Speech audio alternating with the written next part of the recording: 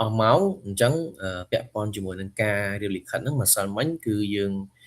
ខ្ញុំបានបង្ហាញពាក់ព័ន្ធជាមួយនឹងការប្រើប្រាស់នៅក្នុងពាក្យលិខិតរដ្ឋបាលដែលយើងប្រើប្រាស់ទៅលើក្បាលលិខិតបង្ហាញនៅក្នុង slide ដែលខ្ញុំបានប្រាប់កាលពីម្សិលមិញអញ្ចឹងថ្ងៃហ្នឹងគឺយើងនឹងសិក្សាចំណុចបន្តទៀតនៅក្នុងការរៀបចំលិខិតរដ្ឋបាលដែលក្នុងនោះរួមមានកម្មវត្ថុតើយើងត្រូវដឹងថាវាមានចំណុចសំខាន់ទាំងប្រមាណហើយការសរសេរយោងទៅលើលិខិតរដ្ឋបាលយើងត្រូវធ្វើបែបម៉េចហើយនឹងខ្លឹមសារនៃលិខិតនៅពេលដែលយើងសរសេរលិខិតយើងត្រូវមានខ្លឹមសារហើយបូកជាមួយនឹងតបះស្នើសុំនិងល្បះសំគួរដែលយើងតែងតែមានឃើញនៅក្នុងលិខិតរដ្ឋបាលអញ្ចឹងពាក់ព័ន្ធជាមួយទៅនឹងការប្រើប្រាស់ពាក្យសំគួរខ្ញុំបានបង្ហាញពីម្សិលមិញហើយអញ្ចឹងពាក់ព័ន្ធជាមួយនឹងកម្មវត្ថុនៅក្នុងការប្រើប្រាស់ឬក៏ការសរសេរនៃលិខិតរដ្ឋបាលគឺយើងមានកម្មវត្ថុនឹងវាមានលក្ខណៈសំខាន់ចំនួន3ដែលទី1គឺកម្មវត្ថុនោះគឺត្រូវតែមានភាពតែមួយទី2គឺមានជាខ្លឹមសារសង្ខេបហើយនឹងទី3វាមានភាពច្បាស់លាស់ពាក់ព័ន្ធជាមួយនឹងចំណុចសំខាន់ទី1ដែលយើងក្នុងកម្មវត្ថុហ្នឹងតម្រូវឲ្យមានភាពតែមួយមានន័យថាខ្លឹមសារលិខិតហើយនឹងកម្មវត្ថុដែលយើងបានសរសេរហ្នឹងគឺវាស្ថិតនៅក្នុងអ្វីដែលជាសង្កេតភាពដែលយើងចង់ទៅឲ្យក្រសួងស្ថាប័នឬក៏បុគ្គលម្នាក់ទៀតឲ្យយល់ដឹងថាយើងកំពុងស្នើសុំពីអ្វីចង់បានអ្វីទី2ការសង្ខេបឲ្យខ្លីមានន័យថាកម្មវត្ថុរបស់យើងមិនអាចវែងពេកមិនអាចខ្លីពេកគឺយើងជ្រើសរើសយកតែខ្លឹមសារដែលខ្លឹមមកសរសេរបានហើយអាហ្នឹងគឺការសង្ខេបនៃកម្មវត្ថុហ្នឹងហើយចំណុចទី3គឺត្រូវមានភាពច្បាស់លាស់មានភាពច្បាស់លាស់គឺយើងអាចកំណត់ថាជាបុគ្គលឬក៏ជាចំនួនមនុស្សដែលត្រូវចូលរួមឬក៏ខ្លឹមសារគាត់ចង់បានអីហ្នឹងគឺយើងបញ្ជាក់ឲ្យច្បាស់លាស់ជៀសវាងការប្រើប្រាស់កម្មវត្ថុផ្សេងអត្ថន័យនៃលិខិតផ្សេងអញ្ចឹងសរុបមកវិញពាក់ព័ន្ធជាមួយនឹងកម្មវត្ថុនៅក្នុងការប្រើប្រាស់លិខិតរដ្ឋបាលគឺតែមាន3សំខាន់ទី1គឺភាពតែមួយទី2គឺការសង្ខេបខ្លីទី3នឹងភាពច្បាស់លាស់អានេះគឺជាចំណុចសំខាន់នៅក្នុងការរៀបចំលិខិតរដ្ឋបាលចំណែកទៅក្នុងចំណុចទី2គឺពាក់ព័ន្ធទៅនឹងការសរសេរយោងអញ្ចឹងពាក់ព័ន្ធទៅនឹងការសរសេរយោងនេះគឺយើងអាចយកលិខិតដើមដែលជាសេចក្តីណែនាំរបស់ថ្នាក់លើឬក៏ជាលិខិតរបស់រដ្ឋាភិបាលឬក៏លិខិតពីក្រសួងស្ថាប័ននិងលិខិតផ្សេងៗទៀតដែលចាំបាច់យកមកដាក់នៅក្នុងខ្លឹមសារដែលកំពុងតាក់តែងអញ្ចឹងដូចអ្វីដែលខ្ញុំបានបង្ហាញនៅក្នុង slide បែបហ្នឹងអញ្ចឹងពាក់ព័ន្ធជាមួយនឹងពាក្យសំគួរដែលខ្ញុំបង្ហាញពីម្សិលមិញដែលយើងជាអ្នកទទួលនឹងមានឋានៈទាបជាងអ្នកទទួលគឺយើងត្រូវប្រើប្រាស់ពាក្យសូមគោរពជូនដូចដែលខ្ញុំបានបង្ហាញនៅក្នុង slide ហ្នឹងហើយពាក់ព័ន្ធទៅនឹងកម្មវត្ថុដូចជាអ្វីដែលខ្ញុំបានបង្ហាញអញ្ចឹងដោយសារតែខ្ញុំនិយាយមិញគឺឲ្យមានខ្លីខ្លឹមតែដែលអាចខ្លឹមសារនៃលិខិតវាអាចវែងគឺវាសម្រួលទៅតាមនឹងដែរពាក់ព័ន្ធជាមួយនឹងខ្លឹមសារយោងគឺយើងអាចយកនៅលិខិតដែលខ្ញុំបានបញ្ជាក់ខាងលើមិញខ្ញុំបានដាក់អញ្ចឹងពាក់ព័ន្ធជាមួយនឹងគំរូដែលខ្ញុំបានបង្ហាញនេះគឺយើងយោងទៅលើលិខិតរបស់ទីស្តីការគណៈរដ្ឋមន្ត្រីអញ្ចឹងលិខិតហ្នឹងគឺយើងអាចធ្វើជាគោលមួយយកមកយោងទៅលើលិខិតឆ្លើយតបទៅថ្នាក់ដឹកនាំវិញដើម្បីឲ្យមានតលហេកច្បាស់លាស់នៅក្នុងការឆ្លើយតបបើសិនជាក្នុងករណីយោងនេះវាអាចមានច្រើនអញ្ចឹងការរៀបចំលិខិតយោងគឺយើងធ្វើទៅតាមលំដាប់លំដោយនៃថ្ងៃខែបើសិនជាមានយោងចំណាពីថ្នាក់នោះគឺត្រូវយោងទៅតាមហ្នឹងក៏ប៉ុន្តែយើងត្រូវចាំថាពាក់ព័ន្ធជាមួយនឹងការយោងក្តីឬក៏ពាក់ព័ន្ធជាមួយនឹងការយោងចំណាទៅលិខិតគឺយើងផ្អែកទៅលើថ្ងៃខែឬក៏អាចផ្អែកទៅលើចំណាហ្នឹងថាត្រូវធ្វើដាក់លិខិតមួយណានៅខាងមុនឬណានៅខាងក្រោយហើយចំណុចបន្ទាប់នៅក្នុងក្រៅពីខ្លឹមសារសំទោសក្រៅពីការពាក្យសំគួរដែលខ្ញុំបានបង្ហាញខ្លឹមសារ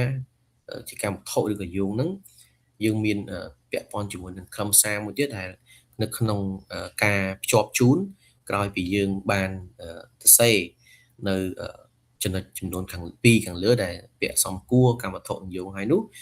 ដោយឡែកនៅក្នុងខ្លឹមសារក៏យើងមានរបៀបនៅក្នុងការសរសេរដែរដូចនៅក្នុងចំណុចដែលខ្ញុំបានបង្ហាញនេះដោយសារតែខ្ញុំយកលិខិតជាក់ស្ដែងដែលចេញរួចរាល់នោះយកមកបង្ហាញដើម្បីងាយស្រួលយល់ជាងហើយយើងអាចកត់ត្រាទុកផងដែរសម្រាប់ក្នុងការរៀបចំលិខិតជួនកាលពាក់ព័ន្ធនឹងអ្នកសំទោសអ្នកដែលរៀបចំលិខិតពេលខ្លះគាត់អាចប្រើពាក្យកន្លែងហ្នឹងវាអាចមានការឆ្កងអញ្ចឹងវាអាចប្រឈមជាមួយនឹងអ្នកដែលគាត់ពិនិត្យទៅលើការរៀបចំលិខិតរបស់យើងទៅវាមិនសមរម្យអញ្ចឹងយើងត្រូវការកែប្រែឡើងវិញហើយដូចនេះពាក់ព័ន្ធជាមួយនឹងក្នុងការប្រើប្រាស់នៅក្នុងខ្លឹមសារលិខិតយើងអាចមានជាពីររបៀបដែលខ្លឹមសារទី1ហ្នឹងពាក់ព័ន្ធជាមួយនៅក្នុងករណីដែលអ្នកទទួលឋានៈហ្នឹងវាមានឋានៈខ្ពស់ជាងដូចអ្វីដែលខ្ញុំបានបង្ហាញគឺយើងត្រូវប្រើប្រាស់ឃ្លាមួយដែលយើងសរសេរថាដោយសេចក្តីដូចមានចែងនៅក្នុងកម្មវត្ថុនឹងយោងជូនចប់ខាងលើខ្ញុំបាទសូមគោរពជំរាបជូនហើយយើងដាក់ងាររបស់គាត់មកហើយយើងបន្ថែមគ្នាថាមេត្តាជ្រាបថាអាហ្នឹងគឺក្នុងករណីបើសិនជាអ្នកទទួលខ្ពស់ជាងយើងអញ្ចឹងដូចក្នុងលិខិតដែលខ្ញុំបានបង្ហាញដោយសារតែគាត់ជាឧបនាយករដ្ឋមន្ត្រីឧបនាយករដ្ឋមន្ត្រីប្រចាំការរបស់គណៈរដ្ឋមន្ត្រីគឺយើងប្រើងាររបស់គាត់មកក៏ប៉ុន្តែបើសិនជាក្នុងករណីយើងប្រើងារបើសិនជាយើងក្រៅពីយើងធ្វើលិខិតក្រៅពីអ្វីដែលយើងបញ្ជូនទៅគណៈរដ្ឋមន្ត្រីទៅរៀងទៅបញ្ជូនទៅឧបនាយករដ្ឋមន្ត្រីរបស់ក្រសួងមុខងារសាធារណៈឬក៏ទៅឧបរបស់នាយករដ្ឋមន្ត្រីរបស់ក្រសួងមហាផ្ទៃអានឹងគឺប្រើងាររបស់គាត់មកយើងអាចប្រើជាឈ្មោះគាត់បានឬគ្រាន់តែប្រើជាងាររបស់គាត់ក៏បានដែរអានឹងក្នុងករណីបើសិនជាយើងអ្នករៀបចំលិខិតទៅក្នុងអ្នកទទួលឋានៈដែលមានខ្ពស់ជាងនៅក្នុងពាក្យសំដៅនៅក្នុងខ្លឹមសារនៃលិខិតចំណុចទី2ក្នុងករណីបើសិនជាអ្នកទទួលនឹងគាត់មានឋានៈទាបជាងមានន័យថាគាត់ជាខ្សែបណ្ដោយរបស់ក្នុងក្រសួងស្ថាប័នអ្នកទទួលក៏មានឋានៈទាបជាងដោយលិខិតដែលខ្ញុំបង្ហាញអញ្ចឹងពាក់ព័ន្ធទៅនឹងខ្លឹមសារលិខិតត្រង់នេះយើងអាចសរសេរថាជាសេចក្តីដូចមានចែងកម្មវត្ថុខាងលើតបតាមកម្មវត្ថុនឹងយកខាងលើខ្ញុំបាទសូមជម្រាបជូនឲ្យងារអ្នកទទួលមកអញ្ចឹងឧទាហរណ៍ថាបើសិនជាងាររបស់គាត់នឹងមានងារតែទូជាងយើងសរសេររ៉ាយដាក់មកអមដូចខ្លឹមសារលិខិតដែលខ្ញុំបានបង្ហាញនេះដោយសារតែក្នុងនាមជាដំចាំការគាត់ផ្ញើមកអង្គភាពក្រមអាវ៉ាតរបស់គាត់ឬក៏អគ្គលេខាធិការដ្ឋាននៅក្នុងរចនាសម្ព័ន្ធរបស់ក្រសួងគាត់អាចប្រើប្រាស់ឃ្លានឹងបានក៏ប៉ុន្តែពាក់ព័ន្ធជាមួយនឹងងារដែលអ្នកទទួលហ្នឹងគឺយើងអាចប្រើត្រឹមតែលោកស្រីដែលអ្នកឧត្តមក៏បានអាចឧត្តមក៏បានដែរប៉ុន្តែករណីបើសិនជាក្នុងករណីងាររបស់គាត់អត់មានជំនាញឧត្តមទេយើងប្រើតែលោកឬក៏លោកស្រីមកតែម្ដងក៏បានដែរអានេះជាពាក្យសំគួរនៅក្នុងខ្លឹមសារនៃលិខិតហើយសម្រាប់ខ្លឹមសារនៃលិខិតបន្ទាប់ពីអ្វីដែលខ្ញុំបានបង្ហាញនេះដែលមានចំណុចខាងលើនេះហើយសម្រាប់ចំណុចបន្តមកទៀតអាហ្នឹងគឺអាស្រ័យទៅលើកម្មវត្ថុរបស់យើងដែលយើងសរសេរតែយើងចង់បានអីអញ្ចឹងពាក់ព័ន្ធជាមួយនឹងខ្លឹមសារលិខិតគឺមានតែប៉ុណ្្នឹងទេហើយបន្ទាប់ពីការសរសេរពាក្យសំគួរនឹងអស់ការរៀបចំនៃខ្លឹមសារលិខិតហ្នឹងគឺយើងត្រូវរៀបបែបម៉េចឲ្យវាមានភាពល្អិតល្អន់អ្វីដែលយើងចង់បានហើយវាឆ្លើយតបទៅនឹងកម្មវត្ថុដែលយើងបានសរសេរនៅពីរដ្ឋនៅខាងលើអញ្ចឹងបើសិនជាក្នុងករណីយើងរៀបរាប់បានអត់បានល្អិតល្អន់ទេវាអាចធ្វើឲ្យខ្លឹមសារលិខិតរបស់យើងហ្នឹងវាអត់មានអត្ថន័យគ្រប់គ្រាន់ឡើយក្រៅពីហ្នឹងយើងត្រូវបញ្ជាក់ពីគោលបំណងរបស់គាត់ថាបានអីហើយសំណូមពរចង់បានអ្វីអាហ្នឹងគឺយើងក៏ត្រូវបញ្ជាក់ឲ្យគេដែរហើយក្នុងករណីបើសិនជាយើងអត់បានបញ្ជាក់ទេវាអាចមានការផ្ទាំងផ្ទើក៏វាអាចមានការងឿងឆ្ងល់បន្ថែមពីលើនឹងទៀតហើយករណីបើសិនជាយើងអាចការសរសេរខ្លឹមសារហ្នឹងពេលដែលយើងសរសេរហើយយើងអាចសម្រួលលិខិតនៅក្នុងលក្ខខណ្ឌជាសេចក្តីសន្និដ្ឋានឬក៏វាតម្លៃឬដំណោះស្រាយនឹងកាន់តែល្អអញ្ចឹងហើយវាធ្វើឲ្យការរៀបចំលិខិតរបស់យើងហ្នឹងវាសមស្របទៅនឹងអ្វីដែលគេចង់បានអញ្ចឹងពាក់ព័ន្ធជាមួយនឹងខ្លឹមសារលិខិតហើយជាមួយនឹងកម្មវត្ថុនឹងគោលម្ដងឲ្យយូរគឺយើងត្រូវរៀបវាបែបម៉េចឲ្យវាស៊ីគ្នាដើម្បីកុំឲ្យថា កម្មវត្ថុផ្សេងយោងផ្សេងហើយអឺខ្លឹមសារនៃលិខិតផ្សេងអញ្ចឹងធ្វើឲ្យអ្នកមើលហ្នឹងគាត់វល់គាត់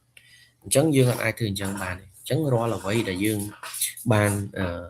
សរសេរគឺយើងត្រូវបញ្ជាក់ឲ្យបានច្បាស់លាស់ជៀសវាងមានបញ្ហាផ្សេងនៅពេលណាដែលលិខិតនឹងចេញជាផ្លូវការហើយក្រៅពីចំណុចដែលខ្ញុំបានបង្ហាញអឺខ្លឹមសារលិខិតហ្នឹងនៅក្នុង clear ចុងក្រោយនៃការប្រើប្រាស់ clear លិខិតយើងអាចចែកចេញជាពីរចំណុចដែលផ្នែកខ្លឹមសារនៃល្បះស្នើសុំហ្នឹងគឺទី1ចំណុចទី1បើសិនជាក្នុងករណីដែលអ្នកទទួលហ្នឹងគាត់មានន័យថាគាត់ខ្ពស់ជាងមានឋានៈគាត់ខ្ពស់ជាងនៃអត្ថបទស្នើសុំយើងអាចប្រើប្រាស់ជាពាក្យថាសេចក្តីដូចបានគោរពជំរាបជូនឬក៏អាស្រ័យហេតុនេះឬក៏អាស្រ័យបានគោរពជំរាបជូនហើយយើងផ្សេងបញ្ជាក់ងាររបស់គាត់មកដោយយើងអាចប្រើពាក្យថាមេត្តាពិនិត្យឬក៏អាចស្នើសុំឬក៏ការបញ្ជារបស់ពោះឬក៏ដោយក្តីអនុគ្រោះបញ្ជាក់នៅក្នុងលិខិតដែលខ្ញុំបានបង្ហាញនេះចំណុចដែលខ្ញុំបានដាក់ម៉ៅបង្ហាញហ្នឹងគឺគេហៅថាលិខិតស្នើសុំអញ្ចឹងពាក់ព័ន្ធជាមួយនឹងល្បះសំទោសអត់មែនលិខិតស្នើសុំគឺល្បះស្នើសុំអញ្ចឹងពាក់ព័ន្ធជាមួយល្បះស្នើសុំហ្នឹងគឺយើងសរសេរគឺយើងផ្ដោតទៅលើខ្លឹមសារនៃលិខិតដែរតើខ្លឹមសារលិខិតហ្នឹងតើយើងខ្លឹមសារហ្នឹងសំណូមពរការស្នើសុំឬក៏គាត់ជួយពិនិត្យទាំងសម្រាប់អញ្ចឹងដូចករណីដែលខ្ញុំបានបង្ហាញនេះដោយសារតែអ្វីដែលយើងបានផ្ញើជូនទៅគាត់ឲ្យគាត់ជួនពិនិត្យអញ្ចឹងយើងស្នើសុំគាត់សម្រាប់ក៏ប៉ុន្តែបើក្នុងករណីបើសិនជាខ្លឹមសារនៃលិខិតរបស់យើងហ្នឹងជាខ្លឹមសារជាការសំណូមពរឬក៏ជាខ្លឹមសារក្នុងការស្នើសុំអាហ្នឹងគឺយើងសរសេរតាម clear ដែលខ្ញុំបានបញ្ជាក់មិញហ្នឹងទៅអញ្ចឹងនៅក្នុងការស្នើសុំហ្នឹងការស្នើសុំឬការបញ្ជាឬការសំណូមពរវាអាស្រ័យទៅលើខ្លឹមសារនៃលិខិតដែលយើងបានផ្សេងបញ្ជាក់នៅក្នុងលិខិតរដ្ឋបាលករណីបើសិនជាក្នុងល្បះស្នើសុំដែលហើយគាត់មានន័យថាគាត់មានឋានៈទាបជាងគឺយើងអាចប្រើប្រាស់ពាក្យថាអាស្រ័យហេតុដូចអាស្រ័យសំដៅអាស្រ័យហេតុនេះឬក៏អាស្រ័យហេតុដូចបានជំរាបជូនខាងលើគឺ clear ហ្នឹងហើយយើងដាក់ងាររបស់គាត់មកអញ្ចឹងនៅក្នុងលិខិតដែលខ្ញុំបង្ហាញបែបមិញហ្នឹងគឺអ្នកដែលគាត់ទទួលនឹងមានឋានៈទាបជាងសំដៅអ្នកដែលគាត់មានអ្នកទទួលនឹងក៏មានឋានៈទាបជាងអ្នកផ្ញើអញ្ចឹងខ្លឹមសារនៅក្នុងល្បះស្នើសុំគឺយើងសរសេរថាអាស្រ័យឲ្យបានជំរាបជូនដូចអ្វីដែលខ្ញុំបានបង្ហាញនៅក្នុង slide ហ្នឹងអញ្ចឹងហើយយើងណែនាំអនុវត្តដោយសារតែក្នុងខ្លឹមសារនេះមូលហេតុដែលមានប្រើប្រាស់ពាក្យចាត់ចែងអនុវត្តដោយសារបញ្ជាឲ្យអង្គភាពក្រមអាវ៉ាត់ហ្នឹងគាត់ធ្វើទៅតាមអ្វីដែលថ្នាក់ដឹកនាំគោលជូនក៏ប៉ុន្តែបើសិនជាដូចតែខ្ញុំបញ្ជាក់មកអញ្ចឹងបើសិនជាការស្នើសុំឬការសំណូមពរអ្វីមួយនោះអាហ្នឹងគឺយើងសរសេរតាមខ្លឹមសារនៃអត្ថបទចឹងដែរអញ្ចឹងពាក់ព័ន្ធជាមួយទៅនឹងល្បះស្នើសុំវាមិនខុសគ្នាប្រហែលទេក្នុងអ្នកដែលទទួលឋានៈខ្ពស់ជាងឬក៏អ្នកទទួលនឹងមានឋានៈទាបជាងហើយពាក់ព័ន្ធជាមួយនឹងការប្រើប្រាស់ពាក្យវាអាចខុសគ្នាបន្តិចតួចយើងអត់អាចពេលខ្លះបើសិនជាយើងច្រឡំយើងគិតអត់ដល់វាអាចមានការប្រើប្រាស់ clear ច្រឡំដែរសូម្បីតែខ្ញុំពាក់ព័ន្ធជាមួយនឹងការរៀបចំលិខិតកន្លងមកហ្នឹងពេលខ្លះក៏អាចមានការភ្លៀងភ្លាត់ដែរអញ្ចឹងហើយចំណុចដែលខ្ញុំបានបញ្ជាក់ខាងលើបែបនេះយើងអាចកត់ត្រាទុកទៅហើយវាជាចំណុចសំខាន់មួយនៅក្នុងការរៀបចំលិខិតរដ្ឋបាលបើសិនជា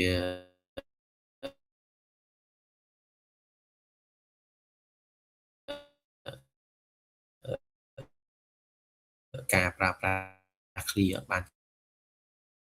ត្រឹមត្រូវទេអាហ្នឹងវាពិបាកដែរនៅក្នុងអញ្ចឹងពាក់ព័ន្ធជាមួយនឹងការប្រើល្បះសំទោសពាក់ព័ន្ធជាមួយនឹងការល្បះនៃការស្នើសុំគឺមានចំណុចពីរហ្នឹងដោយឡែកនៅក្នុងល្បះសំគួរដែលជាល្បះចុងក្រោយនៅក្នុងលិខិតរដ្ឋបាលនោះគឺក៏បានចែកពីរដែរដូចចំណុចដែលខ្ញុំបានបង្ហាញនេះគឺជាទូទៅគេប្រើបែបហ្នឹងតែម្ដងមិនថាទៅលើលិខិតរដ្ឋបាលរវាងអង្គភាពទៅជាអង្គភាពមួយក្រសួងស្ថាប័នទៅក្រសួងស្ថាប័នមួយឬក៏នៅក្នុងអង្គភាពប្រវត្តិទេសម្រាប់តែ clear ល្បះសំគួរនឹងគឺជា clear ល្បះចុងក្រោយនេះបន្ទាប់ពី clear ល្បះសំគឺរបៀបស្នើសុំគឺល្បះចុងក្រោយនេះគេហៅថាល្បះគួរសមអញ្ចឹងល្បះគួរសមហ្នឹង គឺយើងទៅសេដូច clear អ្វីដែលខ្ញុំបានអានចឹងមកក៏ប៉ុន្តែនៅក្នុងចំណុចចុងក្រោយដែលគេបានបញ្ជាក់ថាមេត្តាទទួលនៅការគោរពដ៏ខ្ពង់ខ្ពស់ពីខ្ញុំបាទអញ្ចឹងកន្លងមកការរៀបចំលិខិតកន្លងមកគឺគេប្រើប្រាស់កន្លែងនេះមិនមែនពីខ្ញុំបាទទេគឺគេប្រើប្រាស់មានគេថាប្រើប្រាស់ពាក្យថែបអំមួយទៀតមានថាសូមទទួលនៅការគោរពដ៏ខ្ពង់ខ្ពស់អំពីខ្ញុំបាទអញ្ចឹងការប្រើប្រាស់ពាក្យបែបហ្នឹងពីមុនមកគឺគេប្រើប្រាស់បែបហ្នឹងប៉ុន្តែក្រោយមកទៀតមកគេបានកែលែងឲ្យប្រើប្រាស់ពាក្យអំពីខ្ញុំបាទដែរគឺគេប្រើប្រាស់ពាក្យពីខ្ញុំបាទវិញអញ្ចឹងលុបពាក្យអំចេញវិញអញ្ចឹងនៅក្នុងទម្រង់របស់សំគួរនេះគឺជាទូទៅគឺគេប្រើគេមានក៏ប៉ុន្តែវាមានលិខិតរដ្ឋបាលមួយចំនួនគេអត់ប្រើទេជាក់ស្ដែងការអនុវត្តកន្លងមកវាមានតិចពាក់ព័ន្ធជាមួយរបស់សំគួររបស់គួរសមហ្នឹងគេអត់ប្រើឧទាហរណ៍ថាបើសិនជា10លិខិតអីចឹងអាចតែមួយលិខិតហ្នឹងទេអាហ្នឹងគឺពាក់ព័ន្ធជាមួយរបស់សំគួរហើយទៅនៅក្នុងរបស់សំគួរទៀតដែរដែលពាក់ព័ន្ធទៅនឹងអ្នកដែលទទួលហ្នឹងគាត់មានងារទៀបជាងអញ្ចឹងយើងអាចប្រើប្រាស់ឃ្លាដូចគ្នាដែរក៏ប៉ុន្តែយើងអត់ប្រើប្រាស់នៅមេត្តាទទួលនៅគោរពដល់ពងពោះពីខ្ញុំបាទឬក៏ពីខ្ញុំបាទទេគឺយើងប្រែមកជាការទទួលនៅការរាប់អានដល់ពងពោះពីខ្ញុំបាទឬក៏អាចយើងសំទោសយើងអាចទៅសេថាទទួលនៅការរាប់អានដល់ស្មោះស្ម័គ្រពីខ្ញុំបាទឬក៏ដល់ស្មោះស្ម័គ្រអំពីខ្ញុំបាទអញ្ចឹងអាឃ្លារបស់សំគួរហ្នឹងគឺវាផ្សំជាមួយនឹងរបស់ស្នើសុំវាធ្វើឲ្យនិយមន័យលិខិតហ្នឹងវាមានន័យជាងមុនអញ្ចឹងហើយពាក់ព័ន្ធជាមួយនឹងការរៀបចំនៃលិខិតរដ្ឋបាលនេះគឺអាចខ្វះបានមួយណាបានទេគាត់ថាការអ្នកដែលរៀបចំលិខិតហ្នឹងគាត់ចង់បានបែបម៉េចអញ្ចឹងសរុបមកវិញនៅក្នុងការរៀបចំលិខិតនៃដំណាក់សំទោសពាក់ព័ន្ធជាមួយនឹងការរៀបចំលិខិតរដ្ឋបាលហ្នឹងយើងអាចមានយើងអាចកំណត់ថាបាន3ដែលចំណុចទី1គឺពាក់ព័ន្ធទៅនឹងផ្នែកមូលបត់ខ្លឹមសារនិងការបញ្ចប់អញ្ចឹងពាក់ព័ន្ធជាមួយនឹងការបញ្ចប់ក៏អត់មានអីច្រើនដែរគ្រាន់តែផ្នែកបញ្ចប់នៃការលិខិតគឺគេមានភ្ជាប់ជាមួយទៅនឹងហត្ថលេខានិងការចម្លងជូនហើយពាក់ព័ន្ធជាមួយនឹងហត្ថលេខានៃការចម្លងជូននេះគ្រប់លិខិតរដ្ឋបាលត្រូវតែមានបើអត់មានទេអាហ្នឹងវាមិនមែនគេហៅជាលិខិតរដ្ឋបាលទេតែជាលិខិតធម្មតាទេវាអត់ពេញទៅហៅថាជាលិខិតរដ្ឋបាលអញ្ចឹងពាក់ព័ន្ធជាមួយនឹងការរៀបចំលិខិតរដ្ឋបាលគឺមានតែប៉ុណ្្នឹងទេដែលវាជាចំណុចសំខាន់ដែលខ្ញុំបានបង្ហាញហើយបើសិនជាមានចម្ងល់អីអាចលើកសួរមកបន្ថែមបានហើយយើងនឹងបន្តទៅមុខទៀតពុទ្ធសាសនាហ្នឹងយើងបញ្ចប់មេរៀនមួយសិនណាហើយនៅក្នុង section ទី4យើងនឹងបញ្ចប់មេរៀនមួយទៀតហើយ section ចុងក្រោយគឺយើងធ្វើមានរូបជា assignment តែម្ដងអញ្ចឹងបើសិនជាមានចម្ងល់ពាក់ព័ន្ធទៅនឹងការរៀបចំលិខិតរដ្ឋបាលហ្នឹងអាចសួរបោបានខ្ញុំឆ្លើយជូនមានជាសំណួរបាទលោកគ្រូបាទជំរាបសួរបាទជំរាបសួរលោកគ្រូជួយបញ្យល់ត្រង់ចំណុចដែលគេរៀបចំទំហំกระดาษដែលគ្រូថាគ្រប់ក្រសួងគេប្រើទំហំបែបហ្នឹងណាសូមបញ្យល់ជួយបញ្យល់ម្ដងទៀតលោកគ្រូគេអត់ទៅរៀនទេអត់ទៅវាចុះฝึกហាត់សំទោសលឺបាក់លឺខ្ញុំនិយាយបាទលឺលោកគ្រូបាទពាក់ព័ន្ធជាមួយនឹងទំហំกระดาษចាំមើលខ្ញុំបង្ហាញភាសាទៀតកីឡូយើងចាប់អត់បានស្ការពីម្សិលមិញណាចាំតិចខ្ញុំសុំបិទ slide ខ្ញុំបើកជានេះ presentation តែម្ដងចាំតិច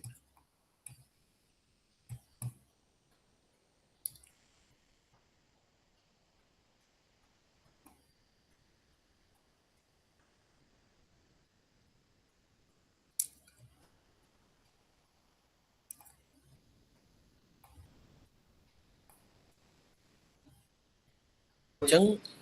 ពាក់ព័ន្ធជាមួយនឹងការរៀបចំលិខិតរដ្ឋបាលគឺយើងត្រូវមកមើលនៅ page setup សិនណាអញ្ចឹងយើងចូលមក Word មកហើយយើងចូលកន្លែង page layout យើងយក Magin អញ្ចឹងនៅខាង top នេះគឺយើងយក2 top នៃក្បាលលិខិតរបស់យើងយក2ហើយនៅខាងឆ្វេងគឺយើងយកតែ2កន្លះទេ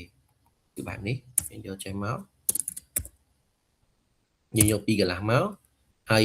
សម្រាប់ bottom គឺយើងយក1កន្លះហើយខាងក្រោមនេះគឺយើងយក1កន្លះអញ្ចឹងនៅពេលណាដែលយើងរៀបចំ Magin ហើយវាអត់តរៀបរាល់ទេគឺយើងត្រូវ cắt tích lục rú ắt khơi như lục rú cắt khơi mà chăm tí xong chăm thế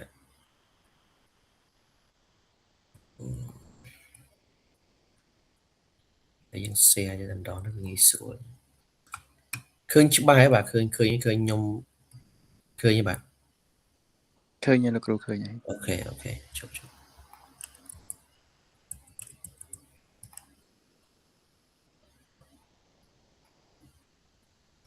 chẳng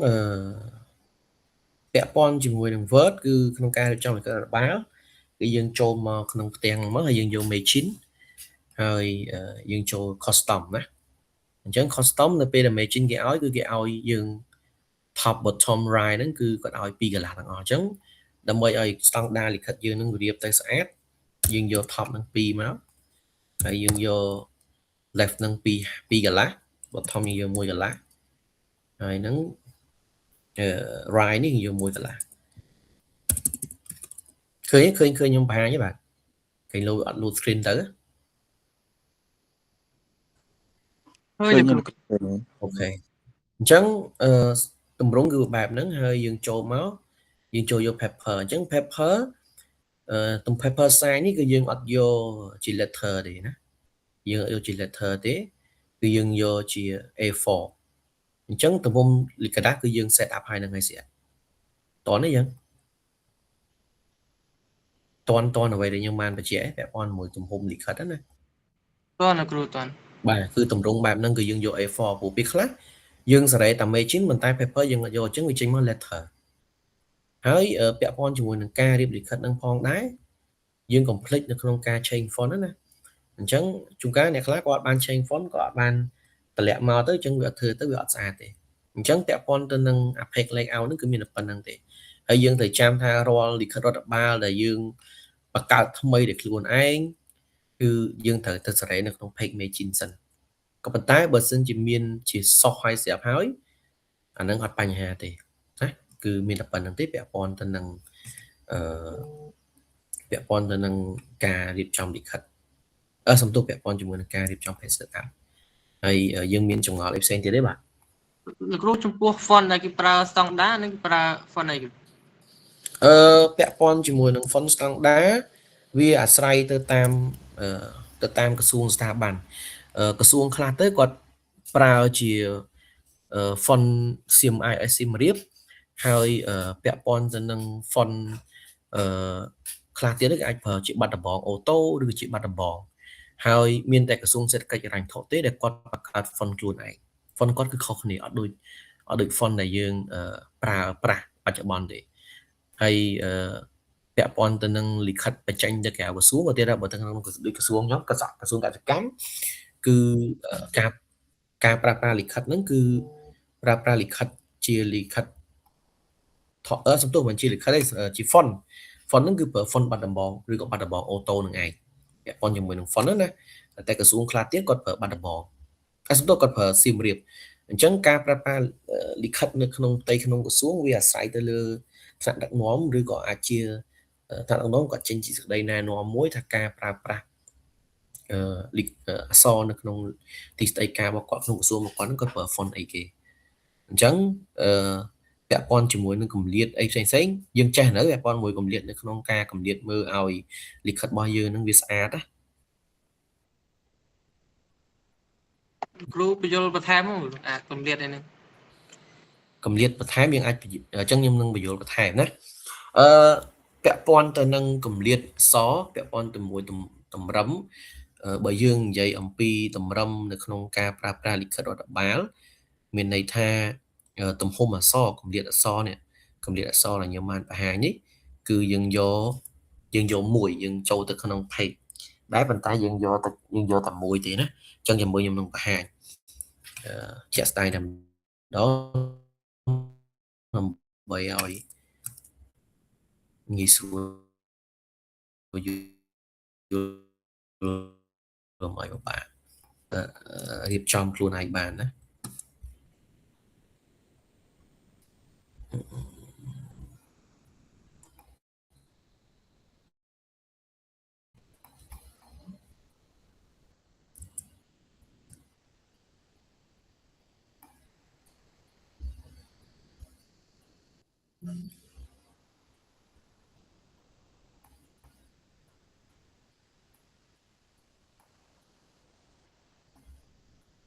ok ឃើញ slide ដែលខ្ញុំបានបង្ហាញទេបាទ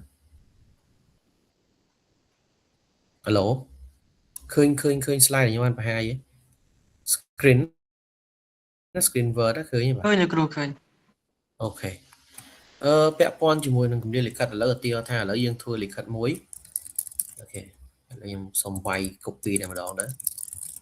ឧទាហរណ៍យើងធ្វើលិខិតមួយមកខ្ញុំសម្រួលបတ်តិចសិនអូខេឧទាហរណ៍ថាជាលិខិតមួយណាអញ្ចឹងខ្ញុំដាក់ទៅ អូខេ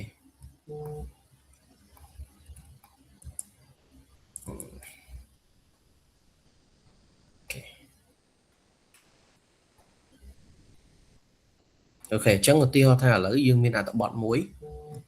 នៅក្នុងការរៀបចំអត្ថបទអញ្ចឹងដើម្បីរក្សាដើម្បីធ្វើឲ្យអាកម្លាតនៃអក្សរហ្នឹងវាឃើញស្អាតណាអញ្ចឹងឧទាហរណ៍ថាឥឡូវខ្ញុំចែកជាកថាខណ្ឌណាទី1ទី2ទី3អូខេអញ្ចឹងទីដំបូងបើយើងបើសិនជាយើងរៀបចំលិខិតដំបូងយើងរៀបចំ page setup ឲ្យហើយមុននឹងយើងធ្វើលិខិតរដ្ឋបាលយើងអាចចុចយកកន្លែង tray ឲ្យស្មើដើម្បីឲ្យទំហំនៃអត្ថបទយើងវាស្មើណាបើសិនជាយើងរៀបអត់ទេអញ្ចឹងក្រោយពីយើងរៀបឲ្យអស់អញ្ចឹងដើម្បីរក្សាឲ្យអាកម្លាតនេះអាកម្លាតអក្សរនេះវាបានស្អាតមិនឲ្យធំពេកមិនឲ្យតូចពេកយើងអាច select A មក control A មកយើងយកកន្លែង paragraph នេះទេចុចកន្លែង paragraph ហ្នឹងមកអញ្ចឹងនៅក្នុងនេះពាក់ព័ន្ធជាមួយ stand space ហ្នឹងកន្លែង spacing ហ្នឹង before ហ្នឹងគេឲ្យ0ទេ0 point ទេណាឃើញខ្ញុំ slide ខ្ញុំបង្ហាញទេបាទឃើញកន្លែង paragraph ហ្នឹងទេឃើញលោកគ្រូ ឃើញលោកគ្រូ អូខេអញ្ចឹងកន្លែង spacing នេះគឺ like before វាឲ្យយើង0ទេហើយកន្លែង after វាឲ្យយើង8អញ្ចឹងនៅពេលណាដែលយើងមើលទៅអក្សរវាធំតែវាអត់ស្អាត គ្រូបាន បាទមិនដែរមើលអត់ឃើញនេះក៏មិន paragraph អូខេជុំម្ដងទៀតតោះណាអូខេ